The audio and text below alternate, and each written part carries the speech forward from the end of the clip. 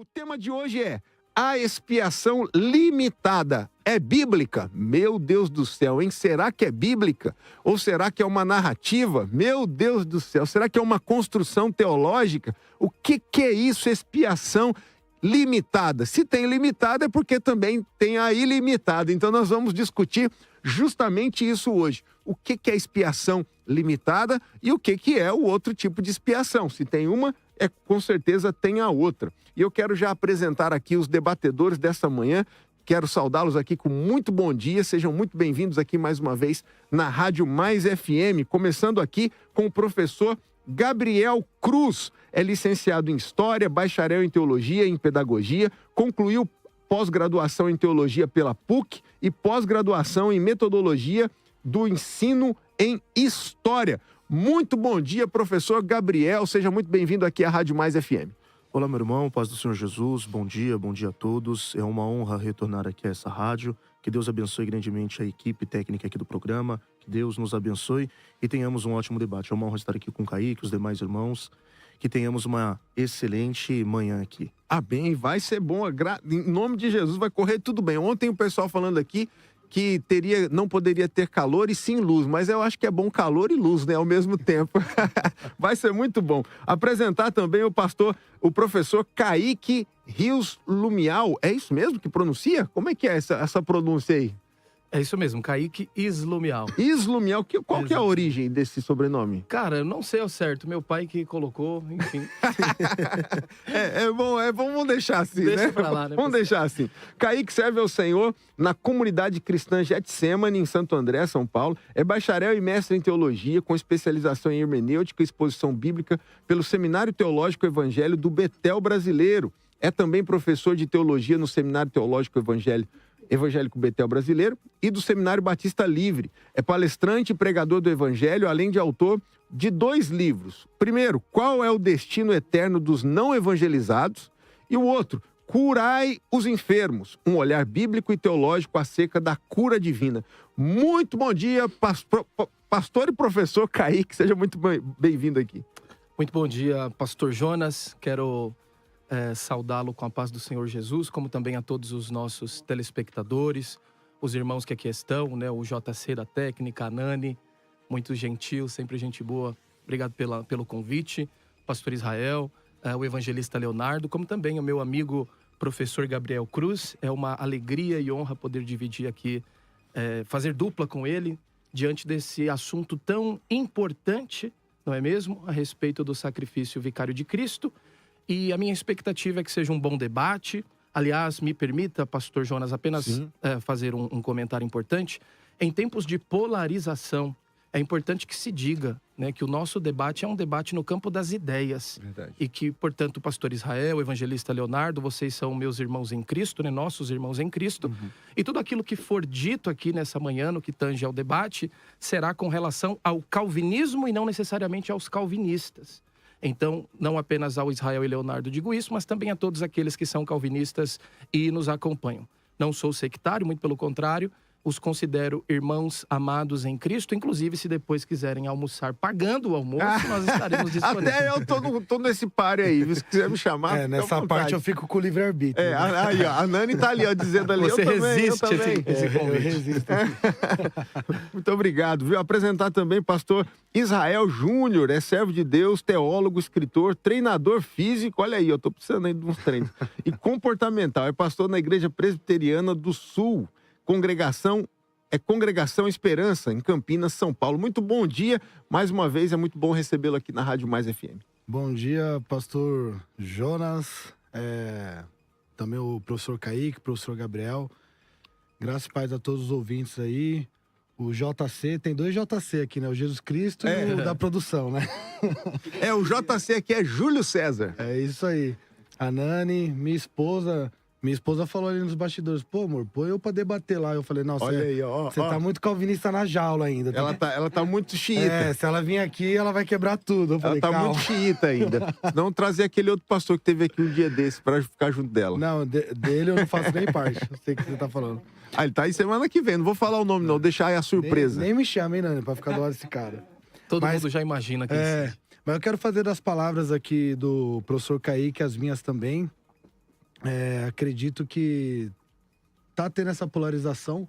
Alguns calvinistas, né, que não defendem o calvinismo clássico, de fato, às vezes, beira ali o determinismo, como também tem arminianos que beiram ali o teísmo aberto, o universalismo. E a gente tem que entender que nós estamos aqui entre irmãos em Cristo e vamos debater ideias, né? O céu que eu creio que eu estarei, os irmãos também estarão. Essa é a minha visão. Debate aqui só nas ideias. Ó, a gente pode criar um outro debate aí, viu, Nani? Será que os nossos irmãos católicos também estarão no céu? E aí vamos chamar... aí é outro assunto. Vamos chamar aí, ó, vamos fazer um debate aí e chamar alguns católicos para debater acerca disso. Seria muito interessante, verdade.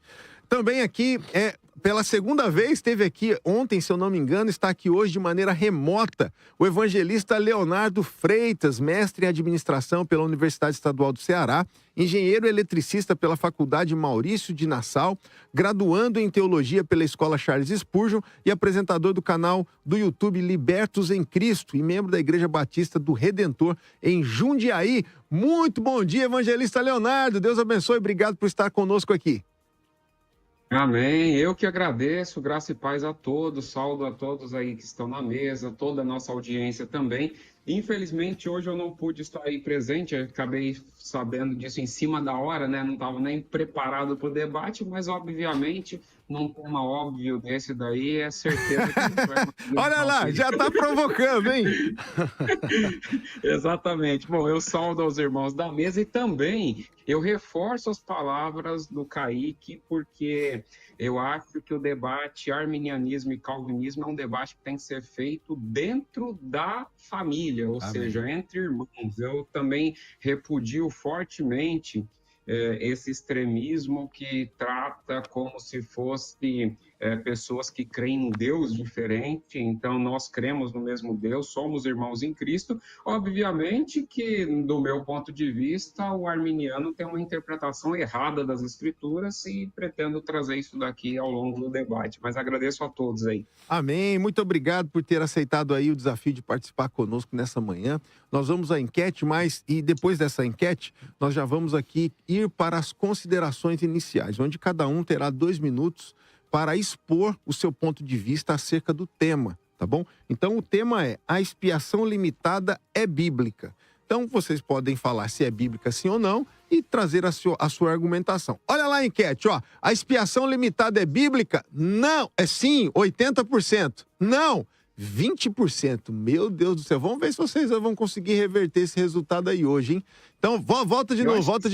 Acho que não entenderam a Ó, a expiação limitada é bíblica? Sim, 80%. Não, 20%. Vamos ver aí se vocês vão conseguir reverter. A base tá vindo forte, eu sempre Olha aí, falado. O pessoal não vamos ver. Vamos ver aqui os nossos irmãos aqui. Eu sinceramente acho que tem poucos votos aí, porque o natural é o oposto, entendeu? Esse é o natural. Não, mas nós somos calvinistas que acreditamos em milagres. É o natural ou é o correto? Não, é o natural. Tô brincando, tô te provocando. É porque geralmente o pessoal, via de regra, tem pouco conhecimento bíblico. Ah lá. Evangelista Leonardo, então vamos começar com o senhor, com seus 2 minutos de considerações iniciais, falando qual é a sua perspectiva acerca do tema, se é bíblico sim ou não, e qual a sua argumentação inicial, por que é ou não é. Por favor, 2 minutos. Vamos lá. Então, a expiação limitada, com certeza, é bíblica, não tem dúvida nenhuma, até porque toda a base de expiação limitada, ela vem das Escrituras. A gente pode citar o texto, por exemplo, de João 10,15, onde o próprio Cristo fala que ele morreu pelas suas ovelhas, né? Então, só esse texto já daria base aí para dizer que é bíblica. Então, é porque toda a nossa interpretação advém da Bíblia. Mas eu creio que ao longo do debate nós iremos tratar, porque o grande problema de se a expiação é limitada ou se é ilimitada tem mais a ver com como a pessoa entende a expiação do que necessariamente a extensão da expiação. Porque a expiação, que nós, calvinistas, entendemos que a expiação ela é substitutiva. Inclusive, eu vou até fazer essa pergunta aos nossos irmãos arminianos, eles entendem da mesma maneira. Cristo morreu pelos nossos pecados, ou a morte dele só teve um caráter mais de exemplo, né? Por quê? Porque se ele morreu necessariamente pelos nossos pecados, jamais essa expiação pode ser ilimitada, independente do método da eleição, porque tem essa outra questão. A gente sempre cai nessa questão da expiação, cai no método da eleição. Se é por presciência, se é por predestinação. Aqui eu não vou nem tratar disso. Independente do método, Cristo, quando foi na cruz, ele sabia exatamente por quem ele estava morrendo. Então, portanto, a expiação é limitada. É limitada, ok. Muito obrigado, evangelista Leonardo.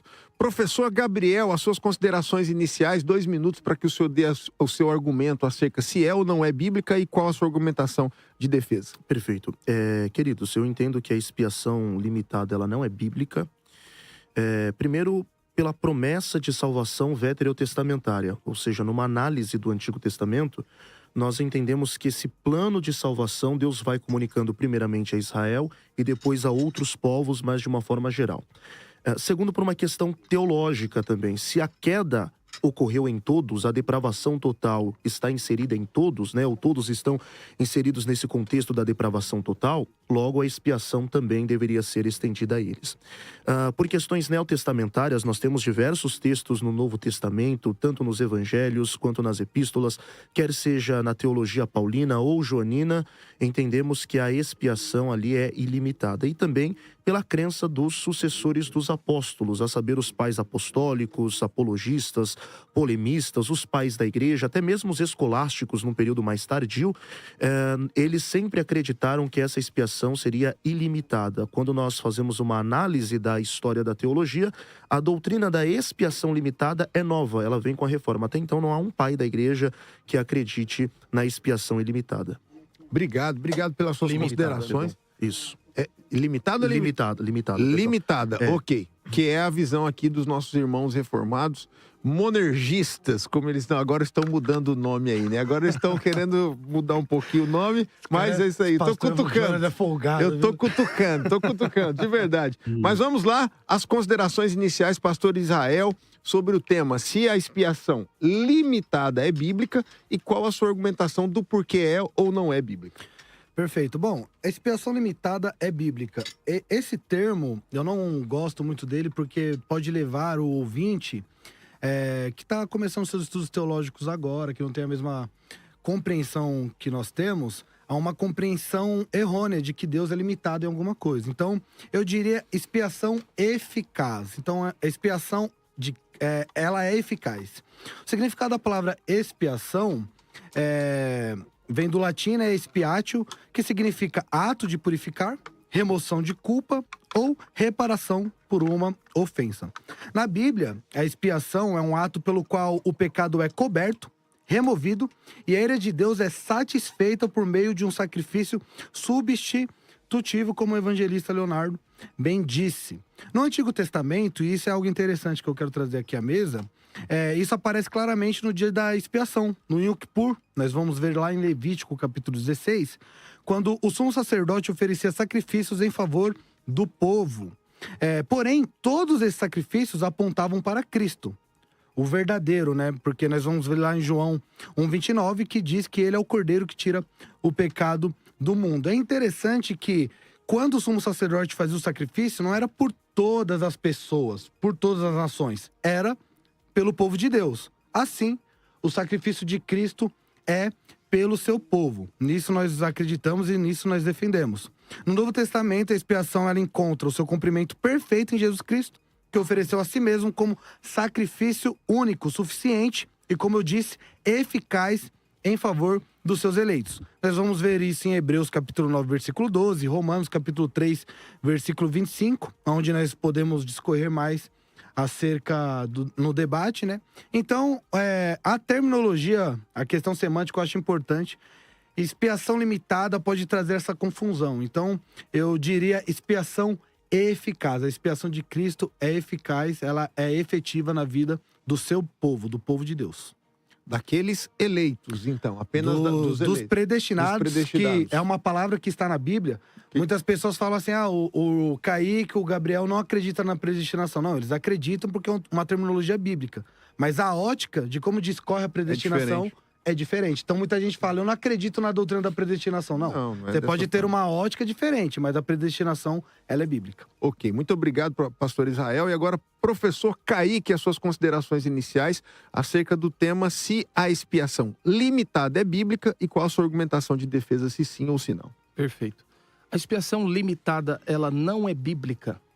Se trata de uma leitura dogmática imposta a alguns versículos, a fim de sustentar os 5 pontos do calvinismo, né? Mais especificamente o ponto relativo à expiação.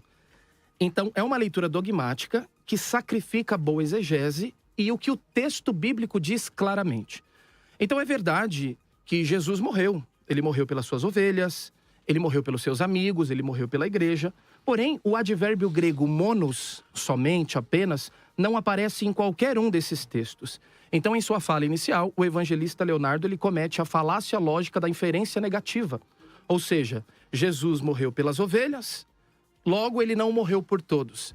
Isso não faz o menor sentido, porque além de não ser bíblico, nós temos o contrário, o total oposto. Porque a Bíblia demonstra que Jesus morreu, em Romanos 5,6, por ímpios, ele morreu por seus inimigos, Romanos 5,10, ele resgatou os falsos mestres, 2 de Pedro 2,1, e morreu por todo mundo, conforme 1 João 2,2. Além disso, João 1,29, ele é o Cordeiro de Deus que tira o pecado do mundo. 1 Timóteo 2,6, diz o texto que a qual si mesmo se deu em resgate por todos, como também Hebreus 2,9, diz que a graça de Deus, para que pela graça de Deus provasse a morte por todos. Portanto, sem muito esforço exegético, é possível notar de forma clara e cristalina que a expiação é ilimitada, isto é, Jesus morreu por todos e cada um dos homens.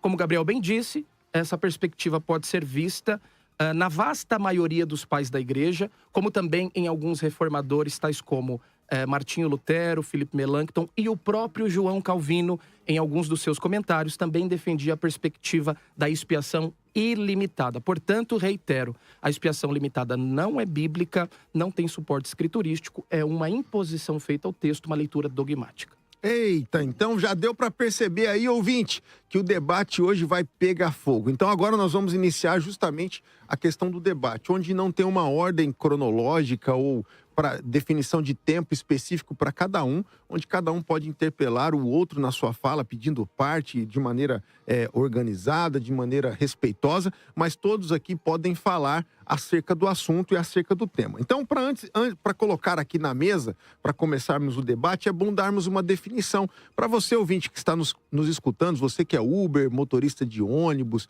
caminhão, você que está no trabalho aí, escutando, você que está em casa, talvez não tenha uma compreensão clara do que é esse termo expiação limitada ou expiação ilimitada, vou trazer aqui uma conceituação.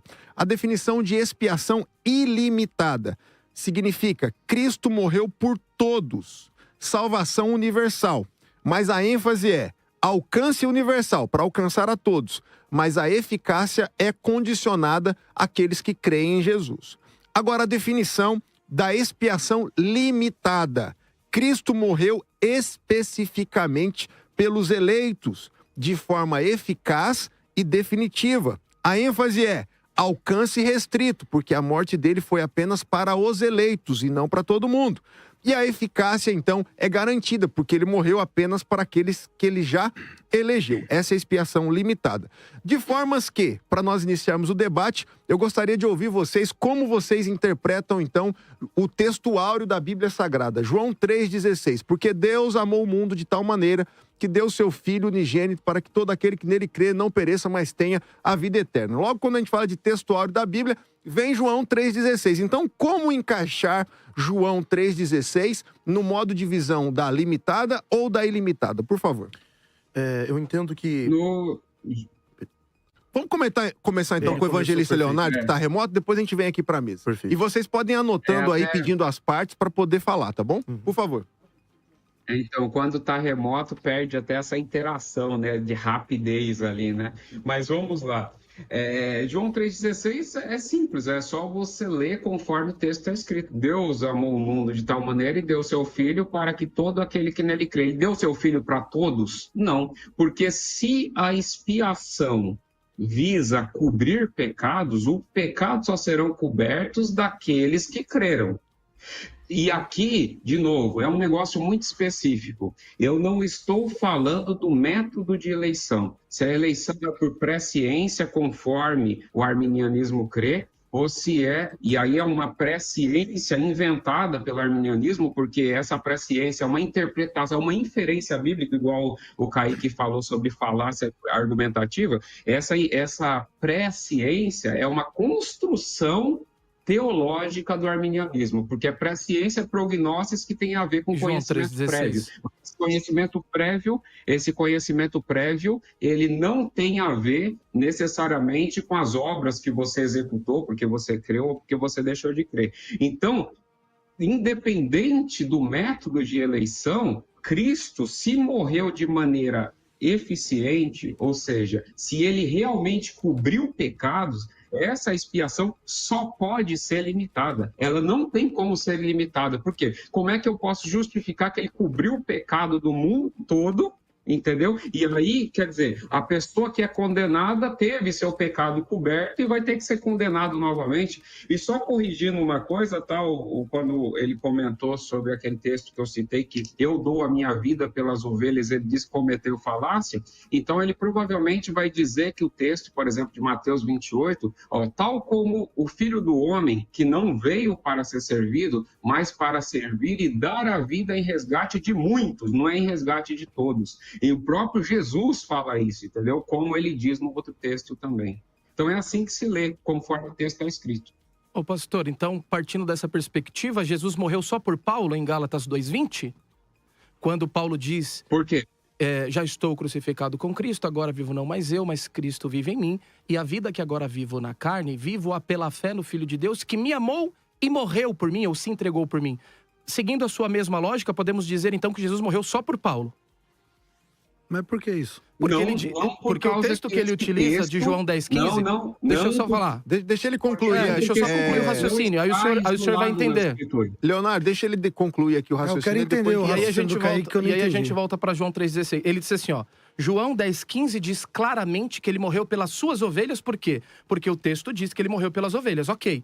Se ele morreu só pelas ovelhas, porque o texto diz que ele morreu pelas ovelhas textualmente... Literal, o senhor está dizendo. Exato. Poderíamos usar o mesmo raciocínio em Gálatas 2:20, onde Paulo diz, ele morreu por mim? É evidente que não. Porque as ovelhas, os amigos, a igreja e Paulo pertencem a um grupo maior que é o cosmos, assunto de João 3,16. Então, por isso eu disse que é a falácia lógica da inferência negativa. Se ele morreu por A, logo não morreu por B. Quando, na verdade, todos esses grupos pertencem a um grupo maior, que é o grupo do cosmos, a totalidade da humanidade. Então, no João 3,16, o senhor está dizendo que morreu por todos. Sim. O Gabriel ia falar, deixa o Gabriel falar Por para favor. seguir a ordem, aí depois se o pastor Israel quiser comentar, eu comento na sequência. Por favor, fique à vontade. Perfeito. Essa questão do texto de João 3,16 é importante nós a compreendermos dentro da teologia bíblica. Os irmãos que estudam teologia sabem a diferença básica entre a sistemática e a bíblica, né? E aí muitos, ao decorrer de um tema, vão lançando textos diversos sem analisar a teologia bíblica, onde está o pensamento do autor. Então eu não posso pegar a palavra mundo de João e associar a algum outro escritor bíblico. Tá, então quem é mundo aqui e quem são aqueles que creem? Perfeito. Em João 3,16, se nós pegarmos o texto em si, fazermos uma exegese, uma análise do texto, entendendo todo o pensamento joanino, até mesmo as epístolas, na 1 de João, capítulo 2, versículo de número 2, se não me falha a memória, nós entendemos que o mundo refere-se a toda a humanidade. Necessariamente, e isso daqui os léxicos comprovam, você pega o Lounida, diversos léxicos e até mesmo chaves linguísticas, nenhum deles trazem a ideia calvinista de que ali é mundo, ou mundo dos eleitos, ou apenas os salvos espalhados por todo o mundo. Não tem um léxico sequer, uma chave linguística sequer, que comprove essa ideia calvinista. Mundo ali refere-se a toda a humanidade. E os que creem? Isso no pensamento joanino. E os que creem Os que creem referem-se justamente àqueles que aceitaram a fé em Cristo Jesus. foram expostos ao evangelho e acreditaram. Perfeito, exatamente. Ok, pastor Israel? O problema dessa compreensão é que abre margem para coisas complicadas. Por exemplo, querendo ou não, vocês estão defendendo o universalismo hipotético. Por quê? Se eu acredito que Deus, ele morreu por todas as pessoas, automaticamente existe a possibilidade de todos serem salvos. Se existe a possibilidade de todo ser humano estar no céu, ser salvo, então automaticamente existe a possibilidade do inferno estar vazio. Então, eu não estou acusando os irmãos de universalistas, mas hipoteticamente... É só colocando eles defendem... um espantalho. Não é espantalho, porque, na verdade, assim, o senhor está querendo dizer uma situação hipotética que ela nunca vai acontecer, porque o próprio texto bíblico já fala sobre isso. Então, é por isso que eu sou calvinista. Então, eu acredito que o inferno haverá pessoas porque não são os eleitos. O próprio texto de João vai falar aqui no versículo 17, porque Deus não enviou o seu Filho ao mundo para condenar o mundo. Então, não haverá condenação. O mundo aqui são todas pessoas. Deus não enviou o seu Filho para condenar o mundo, mas lá em Mateus capítulo 7, curei teu nome, prodígio e maravilha, apartai-vos de mim, vós que pratica iniquidade, que eu não te conheço. Então, Deus mandou Jesus para não condenar o mundo, só que Jesus vai condenar o mundo, então Jesus está descumprindo um propósito que Deus enviou ele. O que o senhor acha disso aqui? Os papéis de Jesus ali, mas na vinda e na volta é a mesma? Pode concluir. Só concluir. Então, nós entramos nessa questão muito complicada. O próprio João vai falar que quem ama o mundo e as coisas que no mundo há, o amor do Pai não está nele. Então, a ideia de que Jesus morreu por todos não torna a expiação eficaz. É essa pergunta que eu fiz para ele e repito para o senhor. Quem é esse mundo e quem são os que creem? Porque o senhor acabou de dizer aqui que há uma conotação de mundo. Então, quem são esses aqui citados no mundo de João 3,16, conciliado com isso que o senhor acabou de falar agora, para não ter divergência, e quem são esses que creem aqui? De fato, a Bíblia vai trabalhar com o mundo como sistema, vai trabalhar o mundo Não, mas eu tô falando em João 3,16. O que é esse Em João mundo 3,16, o mundo são os eleitos. São os eleitos.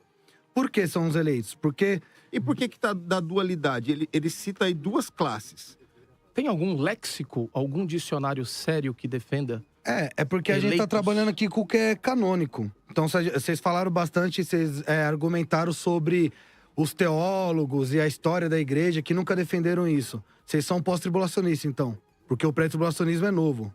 Eu sou pós-tribulacionista. Eu também sou pós, mas o que tem a ver com o assunto? Então tá, mas a maioria dos irmãos que são prés, então, não pode usar o pré como... Essa é a mesma crítica, irmão, que nós fazemos ao pré. São as doutrinas novas, entende? Teologia, nós entendemos que não podemos construir isso do dia para a noite. Exato. Então, pelo menos é uma posição tanto um pouco humilde nossa, subir em ombros de gigantes, para que nós possamos entender como se desenvolveu o pensamento teológico. Só que muitos gigantes, inclusive o príncipe dos pregadores, defendia o que eu estou defendendo hoje. Então, só que do príncipe dos pregadores já tinham 18 séculos passados. Mas E antes dele, ninguém acreditava nisso. E quando o Gabriel cita os pais da igreja, por exemplo, embora eles não sejam canônicos, nós estamos falando dos mestres, doutores e estudiosos que, por sinal, estão próximos de Cristo, discípulos dos discípulos. Eles estiveram mais próximos do que o apóstolo Paulo? Portanto, eles estão próximos dos ensinamentos dos apóstolos, do próprio Cristo, e, consequentemente, nós devemos considerar. Não, mas eu preciso comentar João 3,16 também. Então comenta aqui que a gente volta lá com o Leonardo. Eu queria que vocês falassem sobre o universalismo hipotético, porque eu falei, vocês fizeram uma cara de como nada a ver. Não tem nada a ver, absolutamente automaticamente nada a ver. Vocês têm que defender isso, né? A hipótese. Tá bom, a gente já comenta isso. Mas falando de João 3,16, os irmãos perceberam que tanto o Leonardo quanto o Israel não comentaram o texto. E o professor Gabriel ele foi muito assertivo. A teologia bíblica precede a teologia sistemática, não é mesmo, Gabriel? Uhum. Então, curiosidade. Quando se fala de eleitos aqui, nós temos, por exemplo, a Bíblia de Genebra, da cultura cristã, página 1376, que eles entendem ali cosmos como eleitos de todas as nações. John Owen, em sua obra Por Quem Cristo Morreu, na página 71, entende que cosmos diz respeito a eleitos de Deus espalhado pelo mundo entre todas as nações. No entanto, traduzir a expressão cosmos dessa maneira é impor um pensamento estranho e alheio ao texto. A palavra cosmos aparece 186 vezes no Novo Testamento, majoritariamente no Corpus Joanino, 111 vezes. E na maioria das vezes significa raça humana. Aliás, o próprio João Calvino, em seu comentário de João, diz, João 3,16, ele diz: o Pai Celestial não deseja que a raça humana, a qual ele ama, pereça. Então, o irmão citou o Charles Spurgeon, eu faço menção do próprio João Calvino, que não cria, por exemplo, na expiação limitada nesses termos, porque além desses textos, ele comenta em outros uma perspectiva da expiação ilimitada. Portanto, nós concordamos que a perspectiva de João 3,16, a expressão cosmos, conforme aparece na maioria dos relatos do Corpus Joanino, se refere à totalidade da humanidade por quem Cristo morreu. Aí ele falou do universalismo hipotético, né?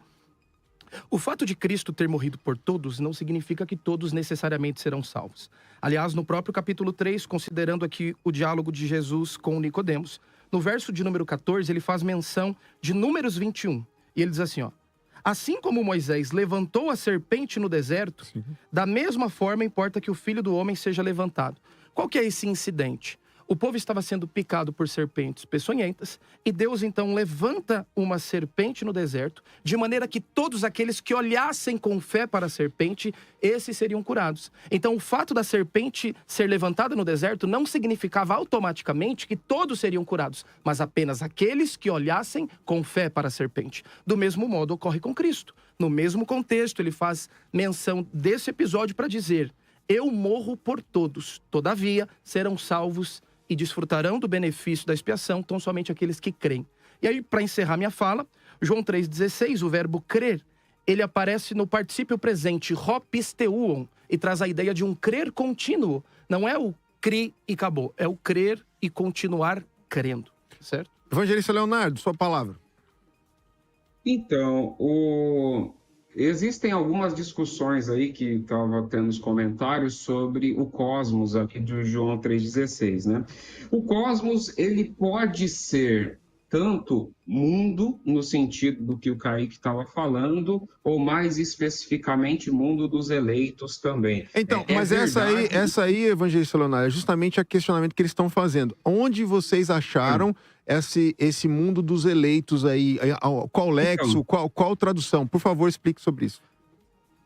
Então, eu vou chegar lá, porque é o seguinte, ele pode ser qualquer um dos dois, porque quando nós olhamos a palavra cosmos, a palavra mundo, dentro da teologia joanina, e eles sabem disso, o mundo ali pode ser várias coisas, inclusive João usa essa palavra mundo em diversas aplicações diferentes. Mas assim, mesmo partindo do mundo cosmos, igual ele está falando cosmos no sentido sistema mundano, ele não pode dizer que em João 3,16 o mundo significa necessariamente todas as pessoas, porque seria um texto incoerente. Assim, pode ser mundo como sistema? Pode ser mundo como sistema. Deus amou o mundo de tal maneira que não jogou o mundo inteiro no inferno. Ele escolheu pessoas para salvar. É isso que ele fez. Ele do mundo, ele salvou pessoas. Porque se Deus odiasse o mundo, Deus condenaria o mundo inteiro, inclusive todos nós que estamos aqui. Ou alguém aqui não fazia parte do mundo? Todos nós fazíamos parte do mundo. Então, por isso que a gente pode dizer João 3,16 com muita tranquilidade. Deus amou o mundo de tal maneira que deu o seu filho. Para quê? Para salvar todo mundo? De jeito nenhum. Entendeu? Ele deu o seu filho para todos aqueles que nele crê. O grande problema é quem vai crer. De novo, o problema, eu não tenho problema nenhum com essa afirmação, só será salvo quem crê. Isso daí é muito claro nas Escrituras. Agora, o problema é, quem crê? Você crê por si ou você crê porque o Espírito Santo trabalha em você? Então, esse é o grande ponto. Então, a análise dessa forma, eu não vejo nenhum problema nisso daí. Eu queria fazer esse comentário. Eu posso fazer uma pergunta, por favor, pastor Jonas, aos meus irmãos calvinistas, por favor? Veja, se Jesus, ele só morre pelos eleitos, de modo que somente aqueles por quem Cristo morreu serão salvos automaticamente, como que nós podemos entender a primeira carta de Pedro, capítulo... Deixa eu só ver se é a primeira ou segunda carta aqui. Segunda de Pedro 2:1. Que diz que ele morreu por falsos mestres. Porque o irmão... Vamos ler o texto? Então, qual que é o texto? Perfeito. Por favor. Segunda de Pedro 2:1. Porque o pastor Israel falou de um universalismo hipotético, né, jogando aqui para nós arminianos, mas aí eu gostaria de entender qual que é a perspectiva calvinista nesse sentido. Afinal de contas, se Jesus só morre por quem será salvo, a saber, os eleitos. Segunda de Pedro 2:1. 2:1. Diz assim o texto: no entanto, houve falsos profetas no meio do povo, como também surgirão falsos mestres entre vocês. Estes introduzirão secretamente heresias destruidoras, chegando a negar o soberano Senhor. Aqui soberano com S maiúsculo, Senhor com S maiúsculo. Que os resgatou, Perfeito. trazendo sobre si mesmos repentina destruição. Então está falando aqui que o soberano Senhor resgatou esses falsos mestres. Exato. Então essa pergunta eu quero ver a resposta de vocês. A Né? pergunta é essa. Quem é o soberano Senhor aí? Não, mais do que isso, eu quero entender o seguinte, ó, a minha pergunta é muito clara. Se somente aqueles por quem Cristo morreu serão salvos de forma automática, então significa que esses falsos mestres do texto serão salvos, haja vista que o verbo resgatou, agora santa, ele traz um sentido redentivo. Portanto, esses camaradas aqui são salvos? Nós caímos então num universalismo? Como que entendemos essa tensão teológica, por favor? Vamos lá, pastor Evangelista Israel e Leonardo, evangelista pastor Leonardo. A resposta de vocês. Só se cai no universalismo se interpretar igual vocês interpretam, que é dizer que Cristo morreu expiatoriamente por todo mundo. Aí é universalismo, não tem como Não, mas fugir ele está disso. tratando desse versículo específico aqui de 2 de Pedro 2:1. Então, agora, respondendo 2 de Pedro 2:1, é o seguinte: nas escrituras, as escrituras elas narram um texto de perspectivas. Você, de maneira geral, na Bíblia, você tem perspectivas, ou a perspectiva de Deus, ou a perspectiva do homem. Quando a gente diz de expiação limitada, nós estamos tratando da perspectiva divina, porque só quem sabe a totalidade dos salvos e quem são os eleitos é Deus. Eu não sei. Quando eu olho para a mesa, olho para os irmãos aí, eu não sei quem é eleito, quem não é eleito. Mas na ilimitada da mesma forma. Isso aí é ponto comum. Mas e quanto ao texto? Oi? Isso aí é ponto comum Então, entre as duas teologias aí. Então, quanto ao texto, o soberano Senhor aqui eu não tenho nenhum problema de colocar o soberano Senhor como o Senhor Jesus mesmo, não tem problema nenhum como isso. Agora, o problema é você fazer uma análise do soberano Senhor e tirar do contexto total aqui, porque ali o próprio texto diz que eles são falsos mestres, falsos profetas. A ideia do soberano Senhor que os resgatou, porque na perspectiva humana, quando você via essas pessoas à frente ali da igreja, provavelmente porque eles eram pessoas que estavam ensinando, eles diziam, fui resgatado por Cristo. E chegou um momento que eles introduziram a heresia a ponto de renegar o Senhor que eles diziam que os resgatou. O texto, de maneira nenhuma, está narrando a perspectiva divina de dizer assim, ó, eu os resgatei, mas aí eles foram introduzindo heresia, até que chegou o tempo que eles se perderam. Isso daí é uma inferência de vocês. Meu Deus. Isso não está no texto. A inferência por parte do irmão, dizer que os falsos mestres arrogavam para si a condição de salvo, quando Pedro é quem diz. Aliás, a mesma expressão redentiva, conforme eu mencionei, Mesmo aparece também em 1 Coríntios 6:20. Só um instante. E falou assim, só um instante, esse evangelista. cidadão aqui foi eleito. Ele tem lá a lista dos eleitos. Depois fala assim, eu quero comentar sobre o texto também. O Senhor você resgatou, então você... Não é isso, daí é uma inferência sua no texto. Não tem isso no texto. Deixa ele argumentar aqui agora, e depois a gente volta aqui para Israel e depois o Gabriel. O texto é claro com relação ao fato de que eles negam o soberano que os resgatou. O sentido é redentivo, tanto é que aparece em 1 Coríntios 6:20, onde Paulo diz, fostes comprados por bom preço. Eu acredito que os irmãos concordariam que aqui o sentido é redentivo. 1 Coríntios 7:23, aparece a mesma expressão, fostes comprados por bom preço. O mesmo sentido redentivo que aparece nos 3 textos. Responda objetivamente, sem ginástica hermenêutica, evangelista Leonardo, por gentileza. Eu respondi direto. Então aqui, deixa eu falar aqui, no caso do Leonardo, você não acredita que seja redentivo esse resgatou, é isso? Não, a análise gramatical da palavra não interessa, porque a palavra está submetida a um contexto. É esse que é o problema. Ele pega a análise gramatical da palavra. Se ele for usar esse raciocínio para todas as palavras da Bíblia, ele está enrolado, porque as palavras elas são submetidas ao contexto. Neste contexto em específico, está claro. Pedro está falando sobre pessoas que são falsos mestres, falsos profetas. Alguém ali é salvo? Não é. Pedro tem a lista dos salvos não têm. Aquilo é claramente uma perspectiva humana. Eles estão renegando o Senhor que os resgatou, porque eles dizem que o Senhor os resgatou, eles estão renegando com heresia. Isso não é um cristão e nunca foi. Do ponto de vista divino, nunca foram salvos. Pastor O Israel, pecado deles não foi explicado. Sua argumentação sobre isso. Bom, Depois primeiro, passa aqui pro Gabriel, por favor. Perfeito. primeiro deixar claro que o Senhor ali é o Senhor Jesus Cristo mesmo, né? Já teve calvinistas que falaram que não era. Não é nem a minha posição, nem do evangelista Leonardo. Mas, de fato, o evangelista Leonardo, ele trouxe um ponto que é importante, que normalmente os arminianos, eles recorrem à gramática, né? Mas tem que ser analisado, porque senão a gente vai cair textos que falam que Deus se arrependeu. Se a gente analisar só à luz da gramática ali, no sentido da palavra, a gente vai falar que Deus muda de ideia, que Deus é inconstante. Quando a Bíblia fala das mãos de Deus, que é uma linguagem acomodativa ali, que nós tratamos na teologia, nós vamos imaginar os Zeus da Grécia, com o dedo, com unha. Então, aqui a ideia é de posse. Assim como nós vemos que homens ali que esboçavam a sua perversidade, a Bíblia vai falar que é servo de Deus. Está servindo a Deus ali? Não, mas serve a Deus no sentido do propósito. Deus, ele não é pego de surpresa. A história, Deus, ele está no controle da história. Então nós entendemos esse texto dessa maneira. A leitura simples, a leitura sem contextualizar, de fato leva a esses problemas. Como nós vemos em Hebreus 6, que também é um texto difícil, quando a pessoa lê ali de baixo pronto, o próprio João 3,16, como foi citado aqui. Eu queria ainda falar acerca que o Kaique, ele falou da condicionalidade, né? Aqueles que creem, então o homem tem que crer. A ideia, o que me parece, é que o homem, ele crê por ele só.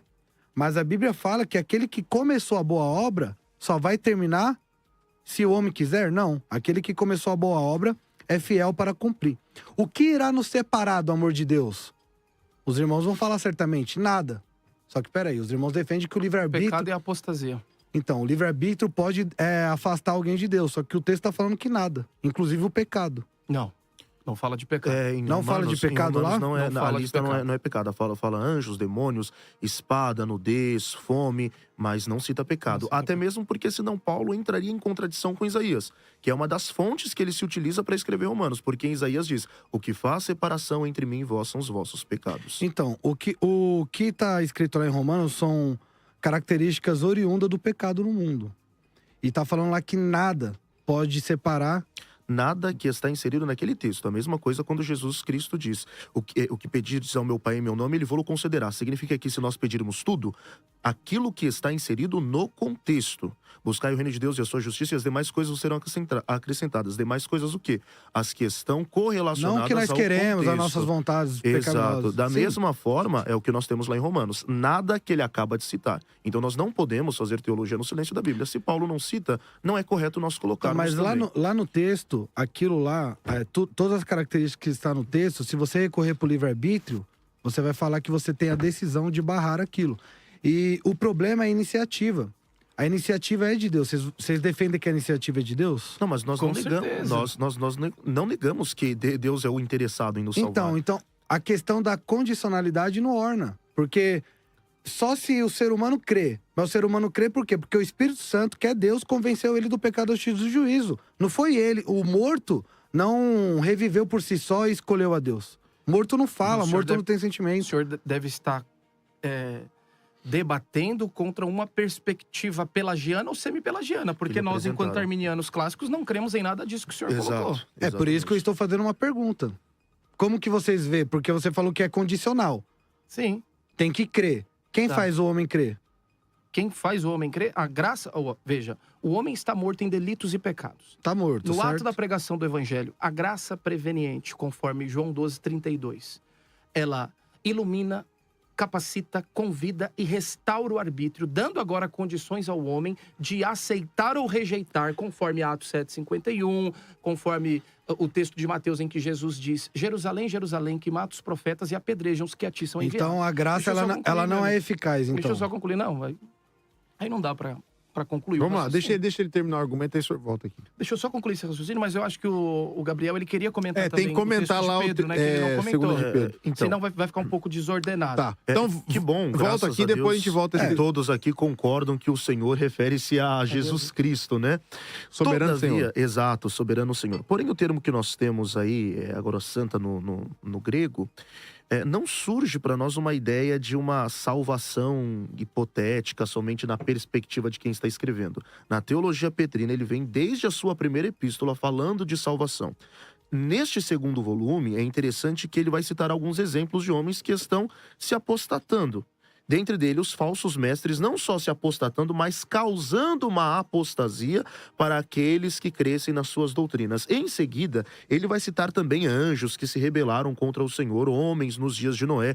Então, de fato, homens que foram iluminados, porque senão nós temos que negar todos esses dados históricos, né? Só que agora eles estão rejeitando essa graça. E é que, querendo ou não, tocamos no assunto da graça irresistível. Mas é interessante nós analisarmos também que Paulo, lá em Gálatas capítulo de número 3, que Cristo nos resgatou da maldição da lei, a expressão também é a mesma. Uma coisa é verdade, que o irmão disse, eu não posso simplesmente isolar a palavra na sua gramática sem analisar o contexto. Nós temos o famoso homônimo perfeito, que o significado da palavra, ela vem de acordo com o contexto que está inserido. Então, beleza. É o básico da hermenêutica. É o básico da hermenêutica. Então, João 3,16, a palavra mundo. Aí depois João vai lá e diz, o mundo jaz no maligno. Aí ela vem o escritor aos Hebreus, no capítulo de número 13, e diz, pela fé nós cremos que os mundos foram criados pela palavra de Deus. 3 vezes a expressão mundo, semelhante na escrita, na pronúncia, só que contextos totalmente distintos e, por conta disso, significados distintos. Porém, todos os textos citados pelo Kaique aqui, com a palavra resgatou, elas têm a mesma forma, a mesma escrita e o mesmo contexto, portanto, a mesma definição. Refere-se a uma salvação concluída, não é um ato hipotético, nem mesmo na perspectiva humana, mas é algo que foi concluído devido a um fato histórico, a saber, a morte de Jesus Cristo. Tá, aqui voltamos. Segundo a sua interpretação, porque esse é o grande ponto. Segundo o texto, meu irmão. Segundo a sua interpretação. Segundo uma análise peraí. do próprio Cristo. Eu interpelei o Kaique, aí eu... Não pode interpelar. Então eu queria que o evangelista Leonardo tivesse a oportunidade de falar sem interpelação também, para ficar justo o debate, por favor. Vai lá. Claro. Então, isso é segundo... Ele diz assim, está escrito do mesmo jeito. Gramaticalmente é verdade, mas o contexto é outro. Por quê? Porque qual é o contexto, então, evangelista? Por favor, traga o contexto, então. Vamos deixar o evangelista Leonardo falar, gente. Então, o contexto de 2 Pedro é falsos mestres, falsos profetas, ou seja, perdidos. Esse é o contexto ali. Então, nesse contexto, eles não podem ser eleitos, salvos. Evangelista Leonardo, só coadunando com a sua fala... Inclusive, tá interrompendo o seu próprio parceiro aí, deixa mas ele aí falar, nós é do mesmo time, eu posso tocar a bola pra ele e ele voltar pra mim. Calma aí, deixa ele falar. O próprio texto de Pedro, assim como Judas vai parafrasear, usa a terminologia nuvem sem água. Como que uma nuvem sem água é um eleito? Não tem lógica. Exato. Mas vamos lá, eu queria falar um negócio que eu achei interessante. O Kaique, ele defende realmente o arminianismo clássico, que, sinceramente, se os arminianos conhecessem o arminianismo clássico, eu acho que o arminianismo brasileiro seria muito melhor, porque eu particularmente, eu leio a obra de Armínio, e o Armínio é um teólogo muito bom, eu gosto. Excelente. Aliás, eu já usei palavras de Armínio para explicar coisas para arminianos que eles achavam que era calvinista que defendia. Mas aí é bom, o evangelista Leonardo, dizer que tanto Armínio quanto Calvino tem também uns pontos complicados. Então, assim, a gente não pode pegar tudo na integralidade, porque a gente se rotula de uma coisa ou de outra, mas tem pontos aí complicados. Verdade. Eu sou calvinista, não significa seguidor de Calvino. Eu discordo de Calvino em um monte de coisa. É isso aí. Um monte de coisa, não é pouca coisa. Então não tem problema com isso. Agora deixa eu perguntar uma coisa para você. Já que você tem a ideia do arminianismo clássico, que é quando a pessoa, o evangelho é anunciado, a pessoa ouve o evangelho, restaura-se o livre-arbítrio, a pessoa crê. Jesus, Deus, através da sua presciência, ele soube que você ia crer antes de formar Adão ou depois de formar Adão na linha do tempo? Eu queria que você me respondesse isso daí, Kaique. Olha isso aí, é uma pergunta filosófica. E nos elegeu nele antes da fundação do mundo. Portanto, a eleição se dá no contexto da eternidade passada. Não entendi qual que é o problema. Perfeito. Com essa questão. Sendo a eleição... Sendo a eleição dada no contexto da eternidade passada, Jesus Cristo, na linha do tempo, quando foi pregado na cruz, ele já não sabia infinitamente quem eram as pessoas pelas quais ele estava morrendo?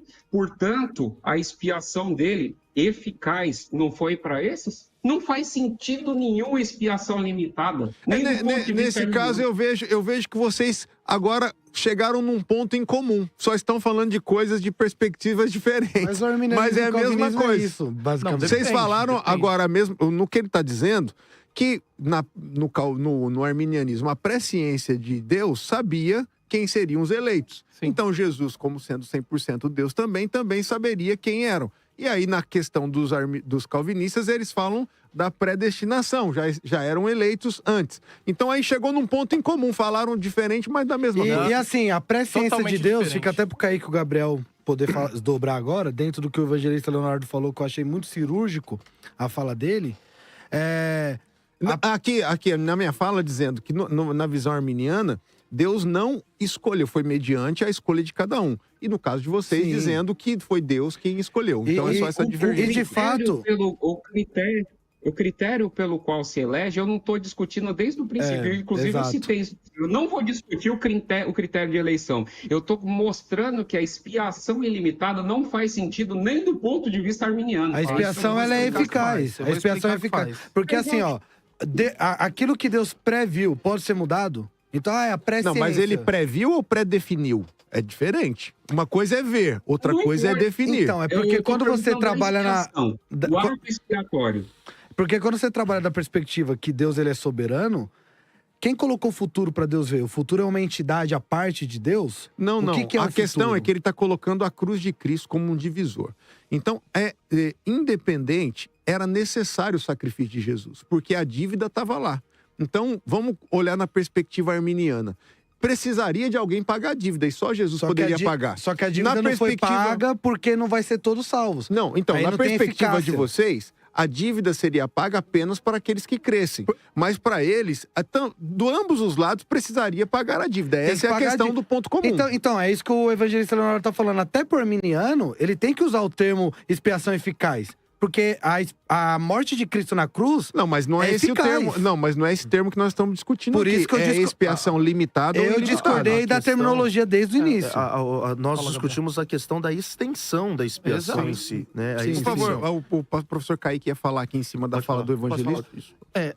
O pastor disse assim, pode parecer semelhante, mas é muito diferente. Porque no arminianismo, a oferta de salvação, ela é sincera a todo e qualquer indivíduo. Ok. Então a expiação, ela é obtida para todos. 1 Timóteo capítulo 4, verso 10. Ele é salvador de todos os homens, principalmente ou especialmente dos fiéis.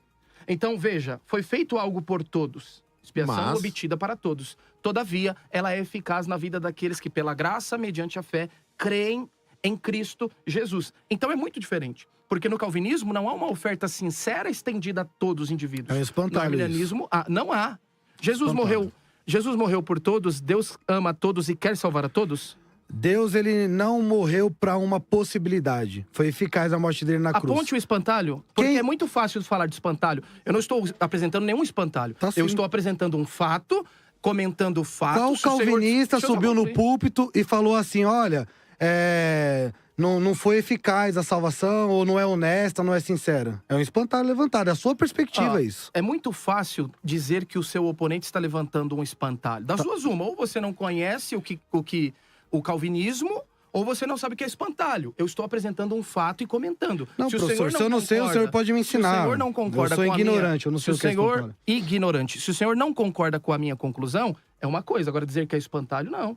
Porque a palavra espantalho hoje, ela está muito defasada. Qualquer coisa que se apresente que a pessoa não concorda é espantalho. Algo não. falso, né? Exato, e não necessariamente. Eu estou dizendo que realmente isso é um fato. No calvinismo, a conclusão lógica é a seguinte: Deus não ama a todos, Cristo não morreu por todos e ele não deseja salvar a todos. Apenas os eleitos. Apenas os eleitos. Então, é muito diferente do arminianismo. Porque no arminianismo, há uma oferta sincera, a expiação é obtida para todos, conquanto ela se torna eficaz na vida daqueles que, pela graça, mediante a fé, recebem o convite da salvação. Pra nós, o calvinista, o ele é acusado às vezes de não pregar, de não propagar o evangelho. Tem calvinista que faz isso realmente, é preguiçoso e não evangeliza, assim como tem arminiano. Isso daí não é um problema de calvinismo ou arminianismo, é um problema de pessoas. Agora, pro calvinista...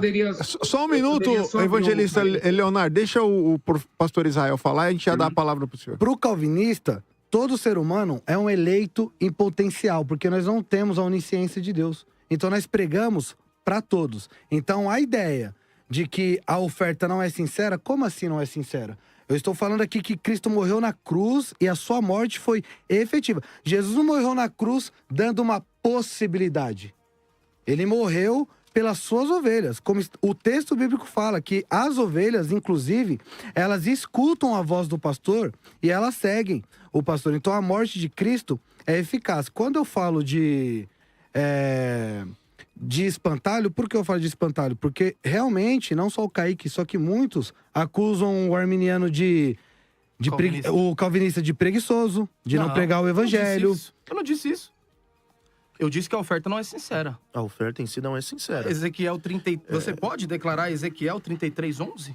Você pode declarar... Vamos ler o texto, vamos ler o texto. 3:9? Eu posso, tudo que a Bíblia está escrito, eu posso declarar. Mas não com sinceridade, porque não é o que você crê. Você pode dizer assim... Então... Peraí. Então, você está sondando o coração de quem discorda de E você? Para falar que eu não tô sendo por sincero? exemplo, diante da grande comissão. Eu posso fazer o parênteses aí? Vai lá, Leonardo. Deixa o Gabriel terminar dessa em cima da fala aqui. A ordem é ide por todo mundo.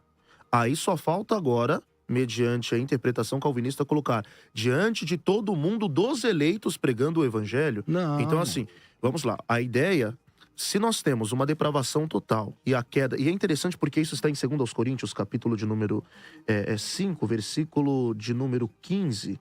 Né? Enfim, um morreu por todo, pois o amor de Cristo nos domina, porque reconhecemos isto, um morreu por todos, logo todos também morreram. Então, percebe, a falha que nós temos, até mesmo na grande comissão, para a propagação do evangelho. Eu entendi a fala do senhor, professor Gabriel, só que ela está errônea por quê? Porque nenhum calvinista vai falar, pessoal, eu vou pregar aqui, mas só para aqueles que são os eleitos. Não fala mais mas aí a oferta não é sincera em si. A oferta porque é se Cristo sincera atrai e a 100% todos, eficaz. porque em João capítulo 12 diz que Cristo atrai a todos. Mas por que essa oferta se dá somente para alguns? Mas sendo que a ordem também é para pregar a todos. Então, assim, é um problema. A oferta está sendo, de certa forma... e tem aquela questão da verdade oculta e tal. Enfim, vontade revelada. E vontade revelada. Então nós temos uma oferta que não é sincera. É porque a ótica do senhor, professor Gabriel, eu tô entendendo a sua fala. Mas assim, por que eu discordo? A ótica é que a pregação só serve para o arrependimento. E não, a pregação também é um mecanismo de Deus para a condenação dos não eleitos. Daqueles que recusam exatamente porque o Espírito Santo não os convenceu. E foi o problema que eu trouxe no começo. Então, por isso que eu tô falando que é um espantalho. Vocês podem discordar, mas falar que o calvinista... Deus já tem seus eleitos, eu vou ficar parado. Mas ninguém disse isso, não, pastor. mas nós não acreditamos nisso. Não acreditamos e não dizemos isso. E tem calvinistas empenhados no trabalho. O senhor não trabalho... acredita nisso? Eu não disse que o calvinista é preguiçoso, que não evangeliza. Os calvinistas evangelizam. E nós Agora, sabemos o conteúdo... E os maiores evangelistas da história foram George Whitefield, Jonathan Edwards, enfim. O João Almeida, os missionários que vieram no Brasil, foi Calvino nós que não enviou. negamos isso, nós estamos falando da proposta em si. Sinceridade A sinceridade, entendeu? Vamos ouvir o Leonardo lá, que ele tá querendo falar, tá se coçando ali na internet do outro lado. Fala aí, evangelista. Então, inclusive, eu peço até perdão para os irmãos, porque quando eu estou distante, tem um delay. Então, quando eu vejo que alguém deu digamos, um tempinho para poder entrar falando, só que, na verdade, para vocês eu estou atropelando, porque tem um delay, entendeu? Sim, peço tranquilo, perdão, fique em paz. Mas vamos lá. É o seguinte, dizer que a oferta calvinista ela não é sincera é realmente um espantalho. E eu vou dizer o porquê. Porque é o seguinte, e principalmente para quem é arminiano clássico. Para quem é arminiano, se você fosse adepto da teologia aberta, eu não digo nada.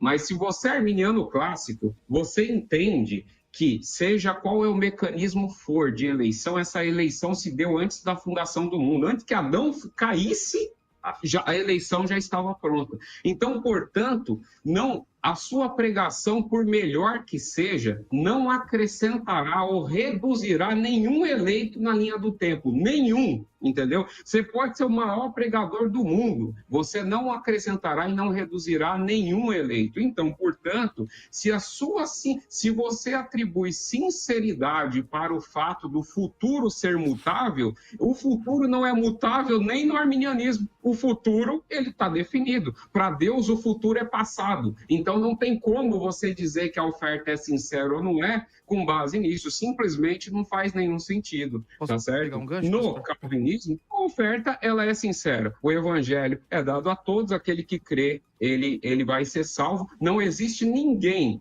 que creia e que não seja salvo. Assim como não existe ninguém que não creia e seja salvo. Porque é um outro espantalho que geralmente criam do calvinismo, é dizer assim, ele é eleito, se ele viver a vida em pecado e não crer, ele vai ser salvo de qualquer jeito. Esquece. Por quê? Só será salvo só o eleito crerá. Então, portanto, todo que crê vai ser salvo. E todo que rejeitar vai ser condenado. Ok, Então, por isso que eu digo, ele é um espantalho. Ok, vamos aqui, professor Kaique, e vamos para os áudios. Temos áudios aqui, vamos colocar aqui após o professor Kaique. O evangelista Leonardo disse assim: o futuro está definido. Negativo. A Bíblia não diz isso, pelo menos em um texto. Porque, veja, para que não fique Teologia nenhuma ponta aberta, solta. então. Calma, meu, deixa eu construir o argumento. Calma, eu vou mostrar para ele. Vamos olhar as palavras, Eu vai. estou falando sobre o futuro contingente. Eu não estou dizendo que Deus não conhece o futuro. Teísmo aberto é Deus não conhecer o futuro. Entenda o conceito básico antes de fazer piada, o evangelista Leonardo. Seja gentil, seja polido, tá bom? Então veja, ele disse assim, ó, o futuro está garantido. Por quê? No calvinismo não existe presciência pura e constatativa, apenas presciência decretiva. Então Deus conhece o futuro porque decretou. Isso é problemático demais. Porque Deus sabe que daqui a pouco, em algum lugar no mundo, uma criança será brutalmente assassinada. E ele não apenas sabe porque conhece o futuro, ele sabe porque decretou que será assim. Ele determinou isso. Ele determinou isso. E daqui a pouco a gente pode citar Calvino. E Calvino escreveu isso em suas institutos. Mas eu quero citar o texto com relação ao futuro contingente. O senhor sabe o que é futuro contingente? Algo que pode vir a ocorrer ou não. E ele diz que não, isso não existe. O senhor diz que não existe, que o futuro já está posto. Veja, 1 Samuel, capítulo 23, versos 10 a 13. Quando Davi consulta ao Senhor em Keila. Disse Davi, ó Senhor Deus de Israel, teu servo ouviu que Saul procura vir a Keila para destruir a cidade por minha causa. Aí ele pergunta, entregar-me-ão os cidadãos de Keila nas mãos dele? Descerá Saul como o teu servo ouviu? O Senhor disse, descerá. Disse mais Davi, entregar-me-ão os cidadãos de Keila a mim e aos meus homens nas mãos de Saul? O Senhor disse, entregarão. Então se levantou Davi com seus homens, uns 600, e saíram de Keila e foram-se onde puderam. E sendo anunciado a Davi que Davi escapara de Keila, cessou de sair contra ele. Ou seja, ele consulta o Senhor em oração, Deus diz, olha, vai ocorrer. E aí, em virtude disso, ele não toma uma atitude. Atitude, perfeito. Então veja, o futuro nesse texto é contingente. O que eu quero dizer com isso? Se eu saísse agora, levantasse da mesa e fosse ao banheiro, Deus conhece quais são os eventos futuros que ocorreriam em virtude dessa ação. Como ele também sabe qual será o futuro em virtude de eu permanecer aqui debatendo. Então, só para contrapor a ideia do irmão de que o futuro já está definido. Porque o Senhor parte de uma premissa de que a presciência de Deus ela não é pura e constatativa, mas sim decretiva. Aqui temos um exemplo de futuro contingente. Vamos ouvir os áudios aqui dos nossos ouvintes que você pode enviar para o 11 9 50 50 50 90. Uma posição ou uma pergunta, manda para a gente. Vamos lá, o primeiro áudio.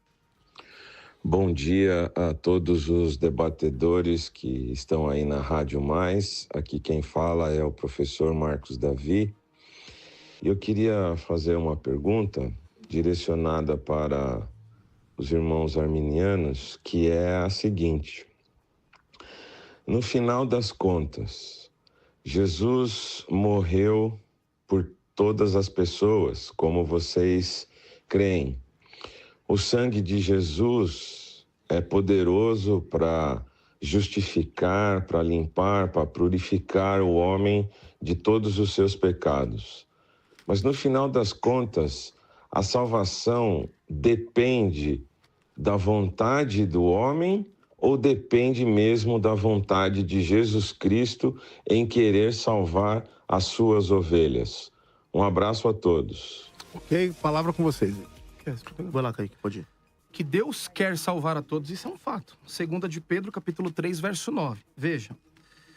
O Senhor não retarda a sua promessa, ainda que alguns a tenham por tardia. Ele é longânimo para convosco, não querendo que ninguém se perca. Isso é muito interessante. Ele não quer que ninguém se perca, senão que todos venham a arrepender-se. Se o fato de Deus desejar a salvação de todos significa que todos serão salvos, irmãos, nós cairíamos aqui no universalismo.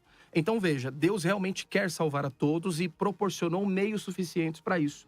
Todavia, nem todos serão salvos, porque a expiação é obtida para todos, entretanto, aplicado na vida daqueles que pela graça E a mediante questão fé, que ele coloca creem. que a vontade do homem é maior do que a vontade de Deus. Aí nós entramos em um assunto interessante, que tem inclusive um grande calvinista que escreve sobre isso, sobre a teologia do duplo amor de Deus. Então, por exemplo, Deus ama a todos, quer que todos se arrependam, que todos cheguem ao conhecimento da verdade e, de fato, alcancem a salvação em Cristo Jesus. Porém, Deus também ama o seu caráter santo e puro acima de todas as coisas também.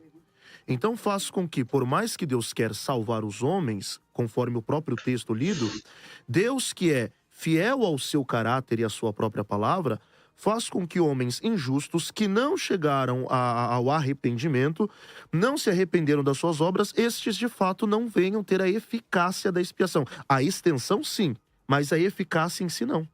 Por quê? Porque Deus ama a eles, com certeza, porém ama o seu caráter, a sua palavra, a sua justiça acima de todas as coisas. Tem mais áudio aí, Nani? Pode soltar mais um áudio, por favor. Olá, bom dia a todos os debatedores. Pastor Daniel Godoy, Assembleia de Deus e Ministério do Ferreira, aqui em Vargem Grande Paulista. Um abraço para o meu amigo Israel e o professor Gabriel Cruz, tá bom? Uma pergunta, se a expiação ela não é ilimitada, como que o caso de Judas ficará? Como que ele poderá ser julgado por algo que ele não pôde escolher? Seria Deus injusto? Deus abençoe. Aqui tá mais para o senhor aqui responder, e o Leonardo. Pode responder, Leonardo, que o Daniel Godoy é um arminiano amigo meu, aí eu vou deixar ele sem perna daqui a pouco. Tá. Vai lá.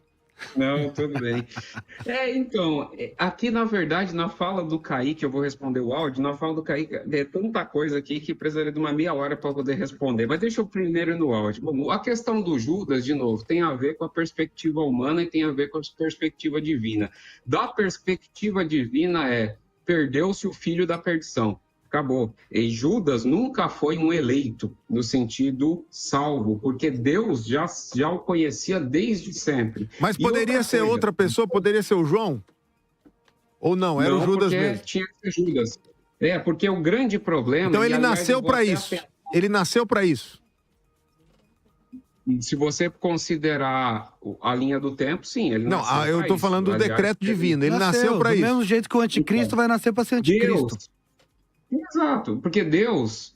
Então, aí Kaique o senhor concorda com a Instituta de Calvino, dizendo que ele criou alguns para a morte eterna, para condenação. Dupla predestinação fatalista.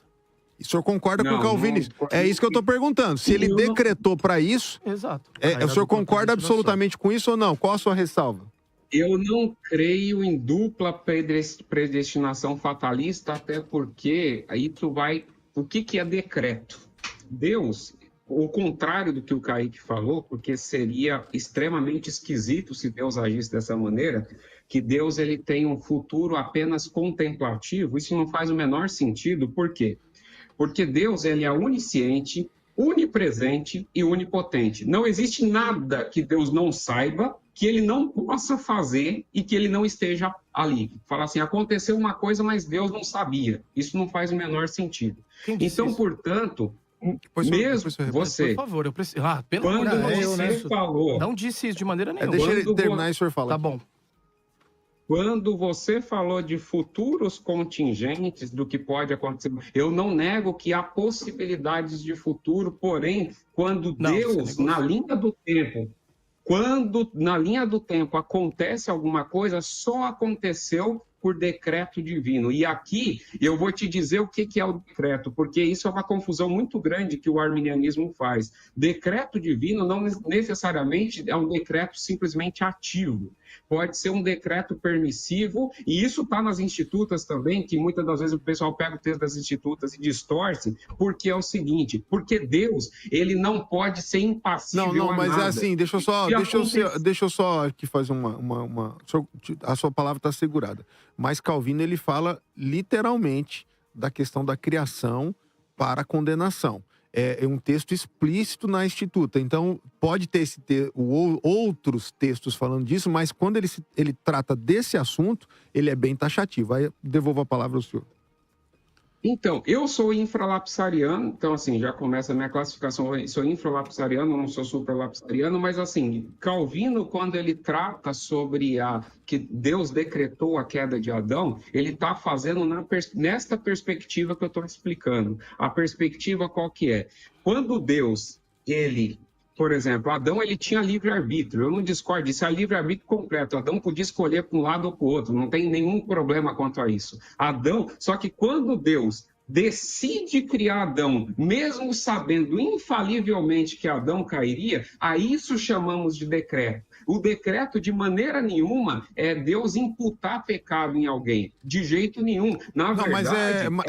Isso é uma posição do senhor, porque Calvino, ele declara isso. Exato. Está nas institutas. Não declara, porque a gente pode pegar as institutas. A gente já vários debates aqui, a gente já leu na íntegra. Eu tenho aqui também, se precisar, eu posso citar.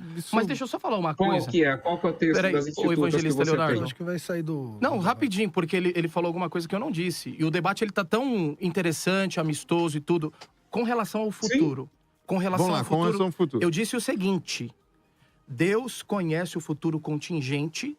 Todavia, Deus conhece o futuro que ocorrerá. Deus sabe acerca do retorno glorioso de Cristo, a vinda do anticristo, tribulação. Ele sabe todas as coisas. E eu disse justamente o contrário, eu não defendi o teísmo aberto. O futuro contingente, na verdade, reforça a onisciência divina, mostrando que ele conhece não apenas o que ocorrerá, como o que poderia vir a ocorrer. Isso fortalece a onisciência divina e contrapõe o teísmo aberto. Então, por gentileza, meu irmão, eu gostaria que o senhor se retratasse, porque eu não defendi nenhum tipo de teísmo aberto e não disse que Deus não conhece o futuro. Isso não saiu da minha boca. Eu usei o texto bíblico... Então, se não saiu da sua boca...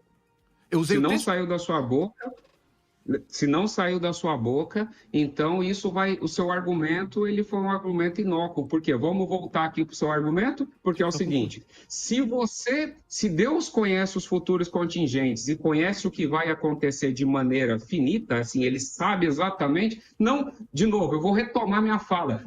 Você pode pregar o que você quiser, você não acrescentará e não diminuirá nenhum salvo. Então, portanto, a expiação ilimitada, ela simplesmente não faz sentido, porque Jesus na cruz já sabia exatamente por quem morreria. Então, a expiação ilimitada não faz sentido nem do ponto de vista arminiano. E aquele texto, antes do senhor devolver aqui a sua tréplica, depois a gente sai da tréplica para vir para outras coisas aqui. Como é que vocês dentro dessa discussão de vocês dois aqui, como é que encaixa Deus falando com Caim? O mal já está à porta, mas se procederes bem. Então, como é que vocês encaixam isso nessa discussão de vocês? Esse texto defende a minha perspectiva da condicionalidade.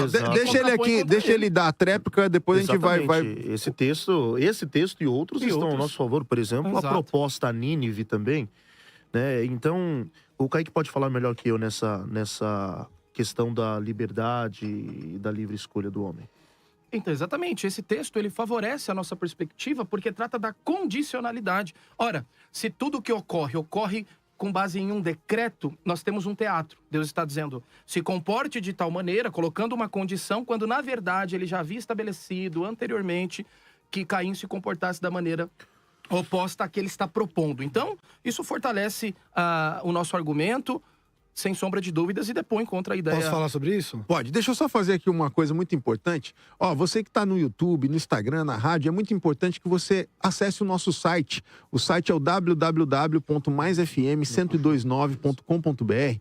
No site tem um botãozinho escrito Aliste-se no Exército de Oração. De segunda a sexta-feira acontece o programa Exército de Oração, que vai das 23 horas à meia-noite e 15. É um programa específico para nos unirmos em oração. E você pode se cadastrar, se alistar nesse grande exército de oração para que você receba aí uma credencial com o seu nome. É gratuito, não custa nada. Apenas você vai receber na sua casa, em qualquer lugar do Brasil, a sua credencial personalizada com seu nome e assinada também. É um presente aqui da rádio para você e você vai poder participar. E um dia específico nós estaremos nos reunindo em algum estádio de futebol, algum lugar, numa grande busca por Deus em oração. Então, se você quer fazer parte, não importa a igreja que você serve a Deus, faça o seu alistamento no www.maisfm1029.com.br. Nós estamos discutindo aqui sobre a expiação limitada e a expiação ilimitada. Dizer a vocês que nós estamos com pouco joinha aí, curtidas no YouTube. Dá um joinha aí, ó. Vamos aumentar aí essa questão. Temos muitas pessoas assistindo, mas pouco joinha. Dá um joinha aí, dizendo, dá um like aí, dá um like, porque a plataforma entende que esse conteúdo é relevante e começa a entregar para mais pessoas. Eu disse aqui acerca de Caim e Abel, que Deus dá um alerta ali, e eu gostaria de ouvir vocês, vou passar aqui primeiro ao pastor Israel, depois ao professor Gabriel.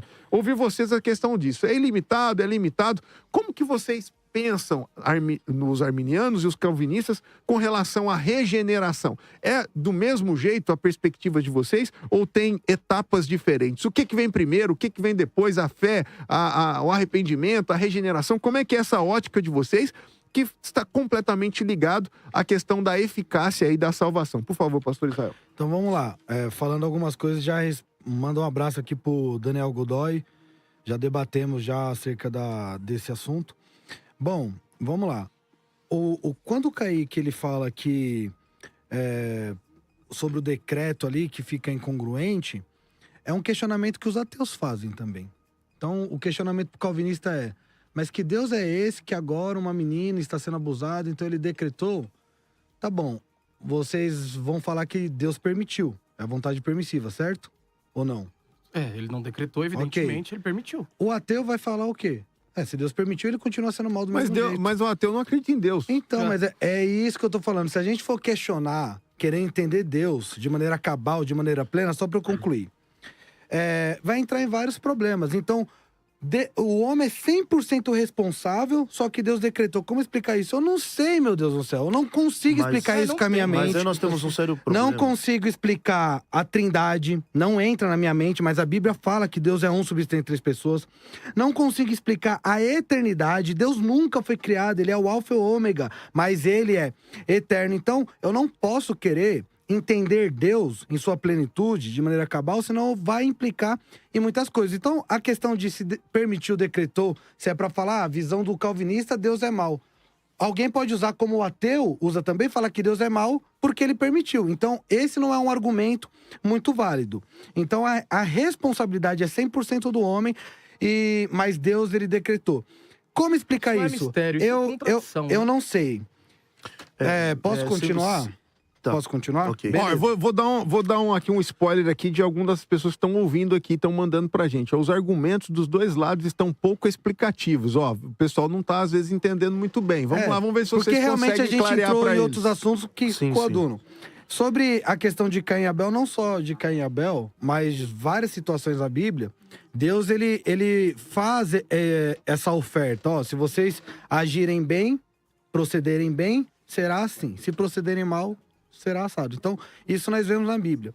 É a linguagem acomodativa, é a perspectiva do leitor, é a perspectiva do homem. A perspectiva de Deus, nós não conseguimos colocar ela em nossa mente. Então, se nós queremos entender isso de maneira plena, irá implicar em várias coisas, tanto para o calvinista quanto para o arminiano. Então, falar que o calvinista acredita em um Deus perverso que decreta, pode-se usar o argumento também que Deus é perverso porque ele permitiu. E ele é poderoso para impedir, mas ele permitiu. Então, assim, os rótulos são perigosos. São perigosos, é muito pejorativo, porque você vai estar trabalhando na questão de quem Deus é e o que ele faz, seus atributos. Se me permite, os rótulos são perigosos, mas se nós seguirmos a lógica calvinista, é contraditório com as próprias Sagradas Escrituras.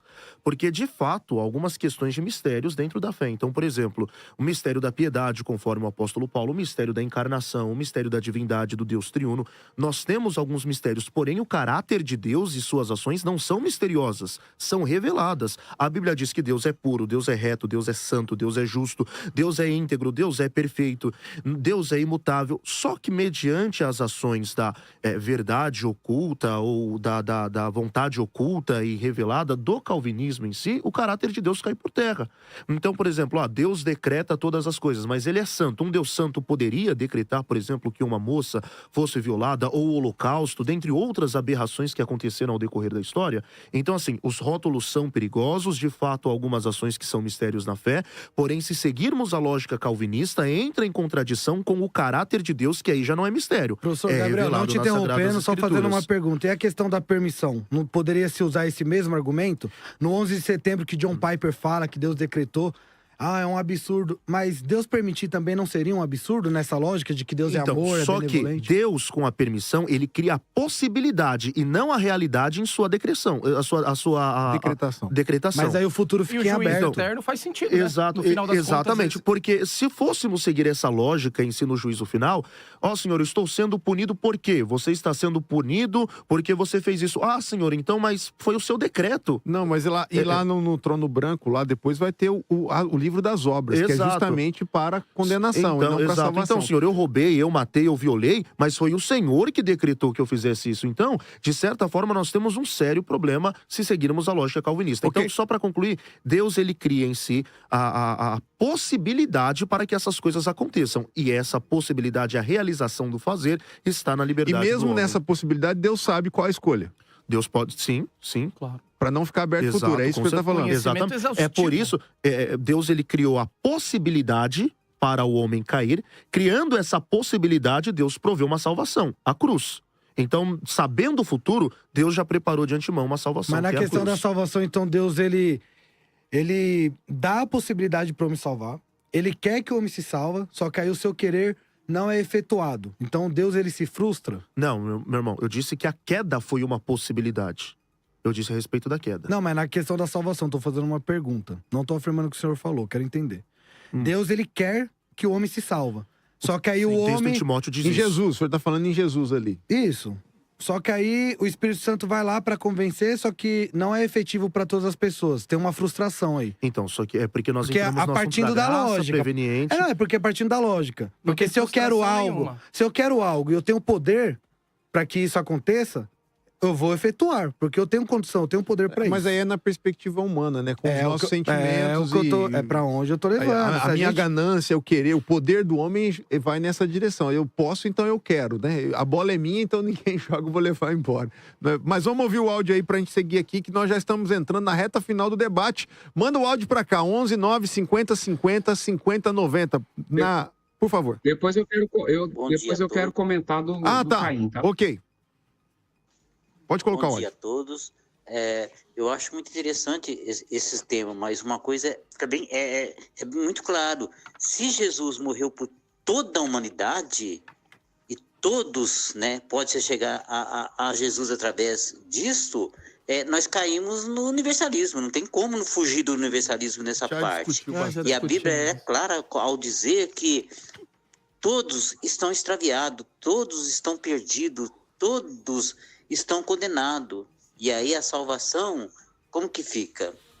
Isso aí a gente já discutiu. Uma pergunta para os irmãos? A gente já discutiu bastante essa questão, né?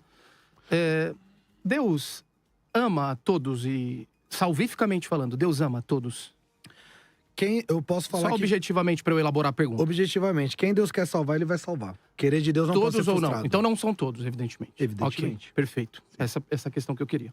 Me responda o seguinte, Paulo é mais benevolente do que Deus? Por quê? Romanos capítulo 9, versos 1 a 4, ele diz assim, ó.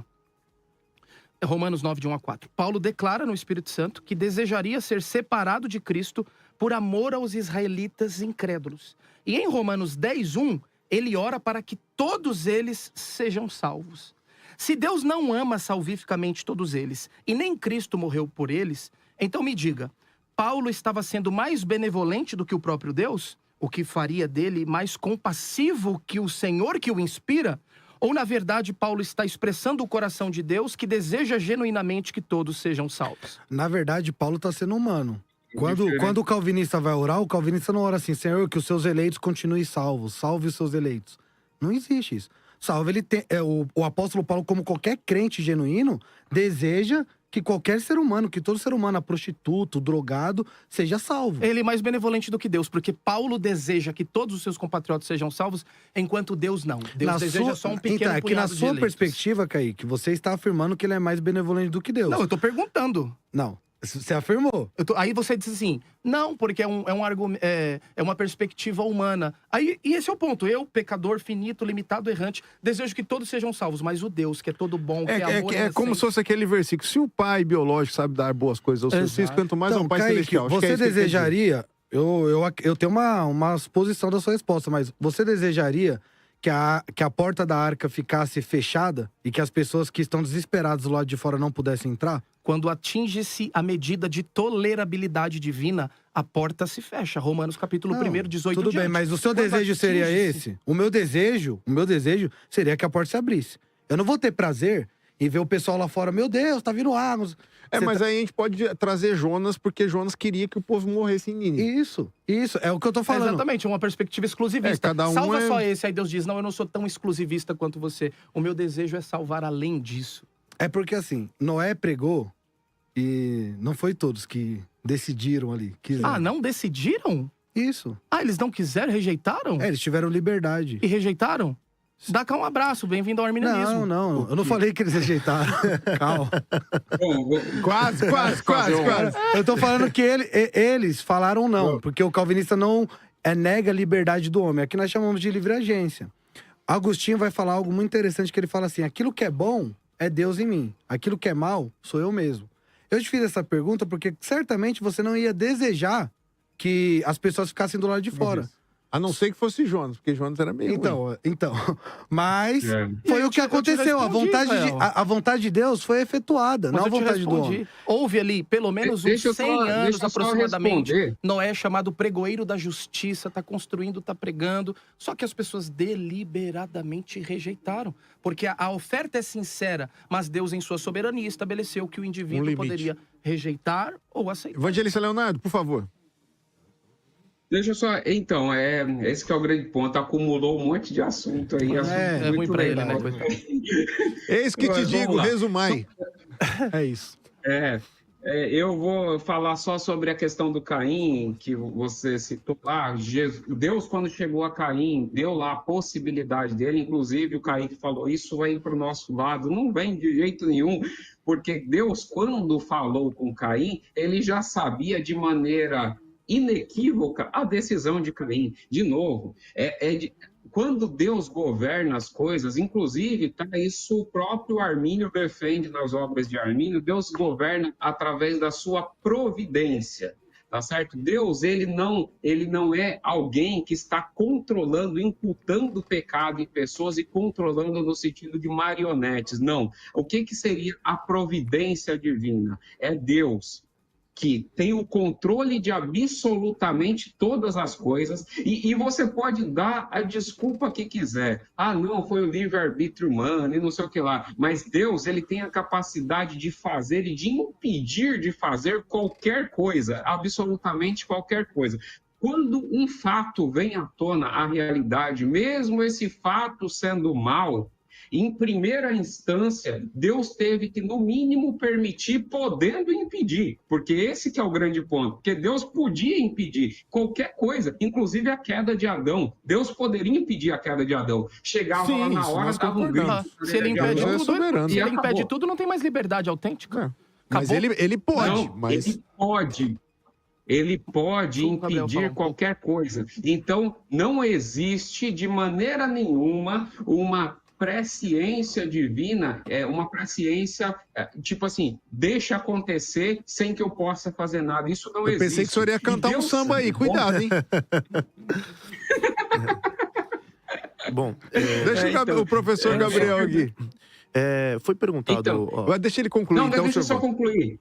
deixa eu concluir. Então, o que acontece? Quando acontece alguma coisa, essa coisa, por que no calvinismo se chama decreto? Mesmo permissivo, se chama decreto porque Deus teve que se posicionar sobre aquela coisa, mesmo que não foi ele que plantou o desejo no coração da pessoa. Então, por isso que Deus governa através da providência. A providência divina faz com que Deus, ele seja soberano sobre todas as coisas, o homem tenha responsabilidade pelos seus atos e Deus conduz a história de maneira tal que nem ele interfere no arbítrio humano e também o seu plano, no final das contas, é cumprido. Por exemplo, quando acontece algum ato mal, só aconteceu aquele ato mal porque nós cremos que Deus tirará daquilo algo bom. Por quê? Porque Deus é amor no final de todas as coisas.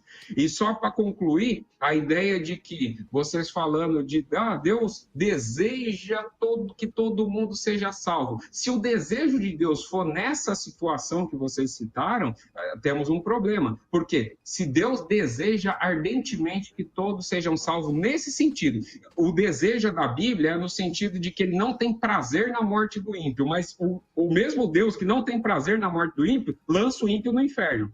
Agora, se Deus quisesse que todo mundo se convertesse, bastava Deus, sei lá, dar uma voz do céu. Eu sou Deus, creia em Jesus. Pronto, tá todo mundo salvo. Ok, Então, professor Gabriel. mas aí é que entra novamente a teologia do duplo amor de Deus.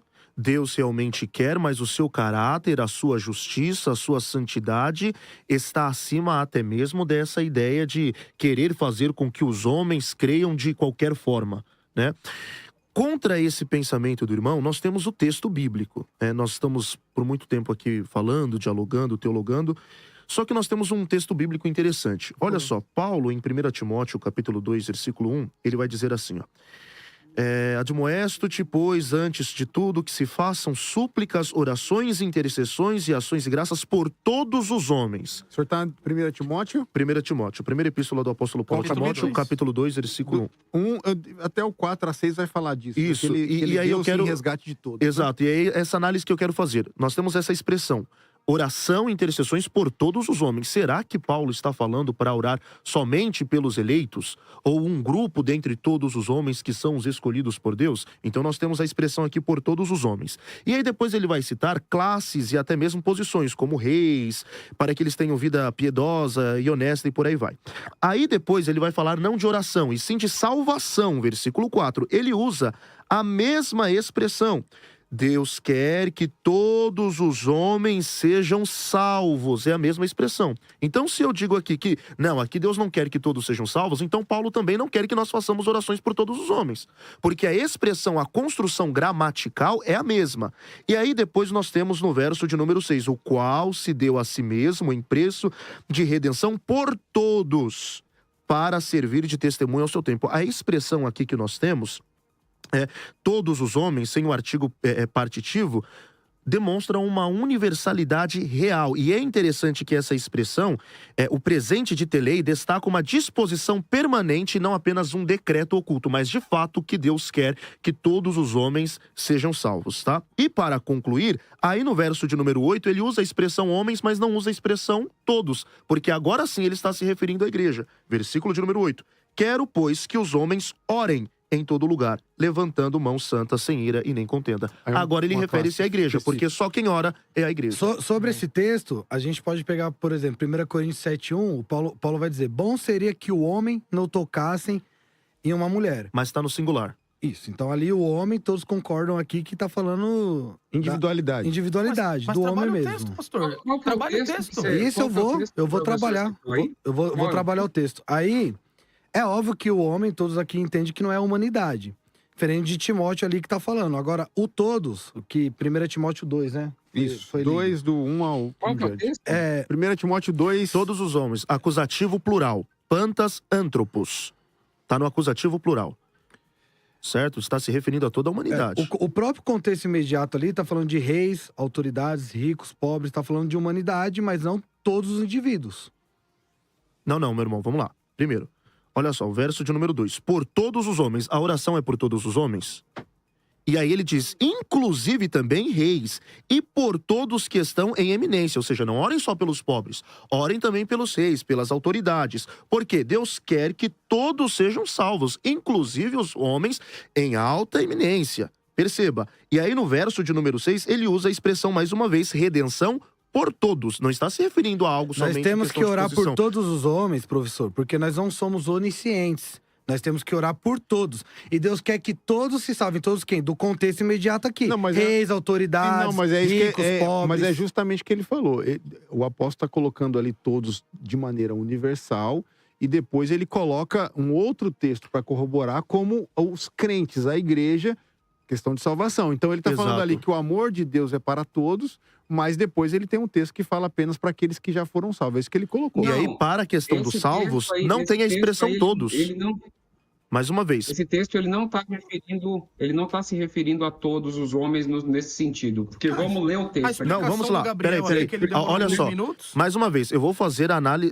Eu não vou ser redundante, mas vou ser taxativo. Nós temos a expressão pantas ou tropos, que está no acusativo plural, sem um artigo partitivo, que demonstra uma universalidade. Gente, nós não podemos fazer uma análise do texto negando léxicos e gramáticas.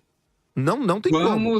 Não tem como. E aí, olha só, se está falando do contexto imediato, então façamos uma análise do contexto imediato de uma forma mais ampla. Porque desde o capítulo de número 1, mais uma vez ele vai falar como um todo. Veio para salvar os pecadores, dos quais eu sou o principal. No versículo de número 17, ao Deus único, sábio, honra, glória, aqui nós temos uma doxologia, e ele vai falar de homens que se apostataram, que no caso também é Emineu e Alexandre, os quais ele entregou a Satanás, e aí vem falando, é necessário fazer oração por todos os homens, pois Deus quer salvar todos os homens, e no verso 8 ele mostra qual que é a ideia da igreja, que é justamente os homens estarem orando. Aí ele não usa a expressão todos. Todos, só os homens. Então, somente os homens. Vamos pro texto. Vamos pro texto. Já estamos no texto, Antes de tudo, pois, exorto que use prática de súplicas e orações, intercessões e ações de graças em favor de todos os homens. Pantas rotrópos. Isso daí, beleza. Agora vamos lá. Em favor dos reis. Por quê? Ele qualifica quem são todos esses homens. Exato. Aqui são todas as classes de homens. Por quê? Até porque seria um negócio completamente fora da realidade se isso daqui se referisse a todas as pessoas do mundo. Porque como é que você vai orar por todas as pessoas do mundo? Você conhece todas as pessoas do mundo? Só se você for onisciente. Exatamente. Não, mas a forma de orar por todas as pessoas do mundo é através das classes. E você conhece todos os que estão descritos aqui no texto? Também não. Não faz o menor sentido. Todos estão descritos Mas é nas isso que ele classes. tá falando, gente. Não, é isso que eu estou falando. A oração é por todas as classes de homens. Por quê? Porque que representa todos os homens. As classes de homens. Bom, se estamos falando da humanidade, se essa humanidade ela é dividida em classes, logo que a oração se dá a todos estes. É isso que você está falando? Eu estou falando de classes. Por quê? Porque ele vai classificar quem são todos esses homens. Então, todas as classes de homens. Por quê? Porque Deus, ele salva homens de todas as classes. Todos, ou seja judeu, seja gentil, seja presidente, Professor, mas aí nós temos um problema, porque a única classe citada aqui são os reis. Então quer dizer que é para orar somente pelos reis. Porque a única classe citada no texto são os reis, são os que estão em eminência. Só um momento, porque quando a Bíblia... não deixar de concluir, você não vai entender o que eu estou falando. Então, mas é porque já há uma incoerência nesse argumento. Porque quando a Bíblia quer falar de classe, ela é taxativa. Filhos e filhas, homens e mulheres, velhos, como, por exemplo, a profecia de Joel. Ali está englobando tudo, né? Você não entendeu. Então, mas é uma incoerência porque aqui, se o seu pensamento estiver certo e aqui tiver uma classe, a única classe que tem é os 6. Então Cristo morreu somente por eles. Leonardo, então um minuto para concluir seu argumento, Leonardo. Tá bom, então vamos lá. Então, quando ele diz assim, intercessões, ações de graça em favor de todos os homens, em favor dos reis, esse inclusive, que nem ele colocou na descrição, é por conta dele, não tem no texto isso. Ele está descrevendo quem estão todos os homens. São todos homens de todas as classes. É impossível você orar por todas as pessoas, porque você não conhece todas as pessoas. E um texto para te contrapor nisso daí é simples. Você pega lá, por exemplo, em Mateus 13:13, lá, que...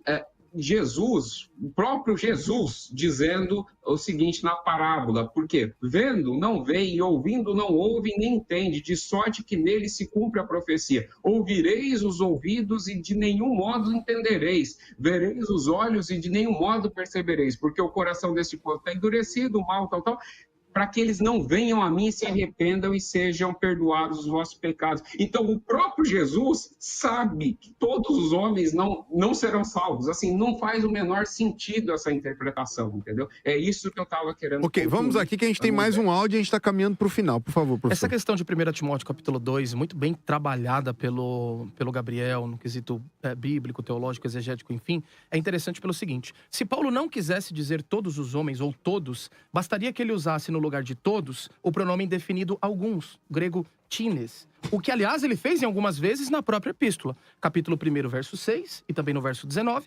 capítulo 4, verso 1, capítulo 5, verso 15, capítulo 6, versos 10 e 21. Aliás, em 1 Timóteo 4:1, ele diz assim, ó: mas o Espírito expressamente diz que nos últimos tempos apostatarão alguns. Então, se ele quisesse falar de alguns, ele usaria alguns. E aí, para encerrar, eu gostaria de fazer menção aqui de um comentário de Charles Haddon Spurgeon, o príncipe dos pregadores, comentando esse texto e apontando a incoerência dos seus pares calvinistas. Ele diz assim: todos os homens, dizem eles, isto é, alguns homens, como se o Espírito não pudesse ter dito alguns homens, se ele quisesse dizer alguns homens. Todos os homens, dizem eles, isto é, alguns de todos os tipos de homens, como se o Senhor não pudesse ter dito todos os tipos de homens se ele quisesse dizer isso. O Espírito Santo, por meio do apóstolo Paulo, escreveu todos os homens e é inquestionável que ele quer dizer todos os homens. Olha o que ele diz, que forte. Meu amor à coerência com as minhas próprias opiniões doutrinárias não é grande o suficiente para me permitir alterar intencionalmente um único texto da Escritura. Tenho grande respeito pela ortodoxia, mas a minha reverência pela inspiração é muito maior. Eu preferiria 100 vezes parecer incoerente comigo mesmo a ser incoerente com a palavra de Deus. Então, não sejamos incoerentes com a palavra de Deus, com o propósito de defender uma doutrina que é imposta ao texto sagrado, quando, na verdade, o texto diz outra coisa. Ok, por favor, mais um áudio. Nós estamos caminhando aí para a reta final. Vamos ver o que os nossos ouvintes estão falando. Aqui é o professor Marcos, mais uma vez. Eu queria fazer mais uma pergunta para Meu os Deus arminianos. Tendo Jesus morrido por todas as pessoas, quando vocês oram a Deus antes de pregar, vocês oram para Deus converter somente isso nós já discutimos aquelas bastante, pessoas já foi... que Deus previu que creriam no futuro? Ou não, vocês oram para que Deus converta todas as pessoas que estão ouvindo os seus sermões? Sim, eu normalmente eu faço assim: pessoal, quem é eleito, levanta a mão que eu vou orar só por você. É isso que a gente faz. Pelo amor de Deus. A gente já discutiu bastante sobre isso aqui. Cara. Não dá, me desculpa. Mas é a discussão aqui da pregação genuína que foi discutida aqui. A gente já falou bastante sobre isso. Mas é importante respeitar a pergunta do irmão, né? Uma pergunta sincera, não existe pergunta boba. Sim, é que a questão da pregação genuína, sincera ali, que vocês fizeram para os calvinistas, vocês responderam. Não, eu respeito a pergunta, Kaique, mas assim... Não, beleza, tá certo. Me perdoe, irmão. Vamos lá, caminhando. Beleza. Faltam 10 minutos para o meio-dia. Nós já estamos chegando à reta final, onde cada um poderá dar suas considerações finais aqui. Tinha bastante coisa para eu perguntar, mas não vai dar. O debate rendeu bastante aqui. Rodamos em torno de alguns textos aqui. Tinha muitos outros aqui para poder colocar na mesa, mas o tempo passa muito rápido e não dá para esgotar o assunto. É por isso que a gente vai ter mais debates acerca do tema. Dizer a você que você pode acessar o site www.maisfm1029.com.br e se alistar no Exército de Oração, esse programa para nós nos unirmos em oração, independente da denominação que você serve. Cada um terá, então, 2 minutos para suas considerações finais, afirmar o seu ponto acerca do tema, se a expiação limitada é bíblica, e também para dizer alguma coisa que ficou faltando a respeito da argumentação, ok? Vou começar com o evangelista Leonardo, que está lá remoto, e para ele é mais difícil. A gente até pede a sua desculpa, viu, evangelista? Às vezes a gente deixa você mais aí de cantinho, no cantinho a gente até acaba esquecendo aqui, nos perdoe por causa disso, mas, por favor, as suas considerações. Então, mas começou comigo, pode ter, aí depois eu Então, faço. começar aqui. Você Então, sabe. vou concluir com o senhor, então. Pastor Israel, por favor. Conclusões finais? As suas considerações finais. Quero agradecer pela oportunidade aí, mais uma vez aqui da rádio, de estar debatendo. Dar os parabéns pro professor Kaique, pro professor Gabriel, homens inteligentíssimos. Né? Aprendi aqui com o Kaique que realmente eu errei esse dia aí com o irmão. Me perdoa, viu, irmão? Sua pergunta foi sincero. Mas é isso aí, é o livre-arbítrio ou já estava escrito? Eu acho que foi o livre-arbítrio. Troquei de lado agora. Mas quero agradecer aí a todos. De novo falar que nós estamos aqui entre irmãos em Cristo, tá bom? É testosterona, né? Às vezes você fica bravo, faz parte. Quero falar dos meus livros aqui. Minha primeira obra, Quem é o Gigante da História? Crescemos aprendendo que Davi derrotou o gigante, mas o texto narra que Davi chamou Golias de gigante? Como que é que Davi olhava para o homem alto? Né? Então, quem é o gigante da história? Aqui eu trato bastante sobre a soberania de Deus. Os irmãos arminianos podem ler, que vocês vão gostar. Também tem o talento ou caráter, né? Tem muita gente que pula, que vê anjo, que dá cambalhota. A árvore é conhecida pelos dons ou pelo fruto? Talento ou caráter, que eu escrevi com meu irmão Paulo César, que é arminiano. Quem disse que ainda não existe o Clube Santo de John Wesley e George Whitefield? E um livro mais voltado para o empreendedorismo, Olhos de Águia. Águia anda com águia. Você que é homem, né, homem de Deus, se liberte da pornografia, das coisas deste mundo, saia da Coca-Cola, do sedentarismo, haja como um homem, ok? E quero aqui deixar o meu Instagram, Israel Júnior Oficial com 2 L's. Você pode estar me achando aí no YouTube, comecei a mexer também, Vivendo Teologia com 2 L's no final.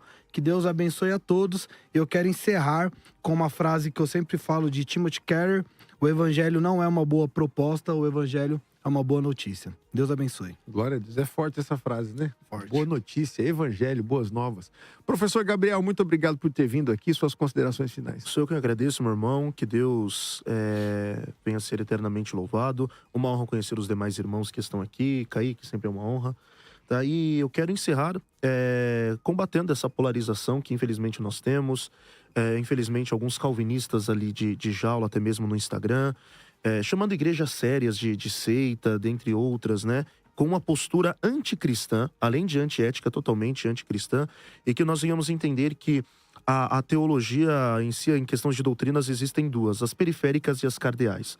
Nós podemos divergir nas doutrinas periféricas, mas nenhum de nós aqui vai divergir nas doutrinas essenciais e cardeais, né? Acerca do tema, eu continuo com a mesma posição, entendo que Cristo Jesus morreu por todos. Encerro a minha fala lembrando os irmãos que os pais da igreja acreditavam dessa forma. O tempo voou, não deu para ler Clemente de Alexandria, Justino de Roma, não deu para ler Irineu de Lyon, dentre outros pais da igreja ali relacionado à patrística, mas encerro com a primeira epístola de João, capítulo de número 2, versículo de número 2 também. Versículo de número 2, exato.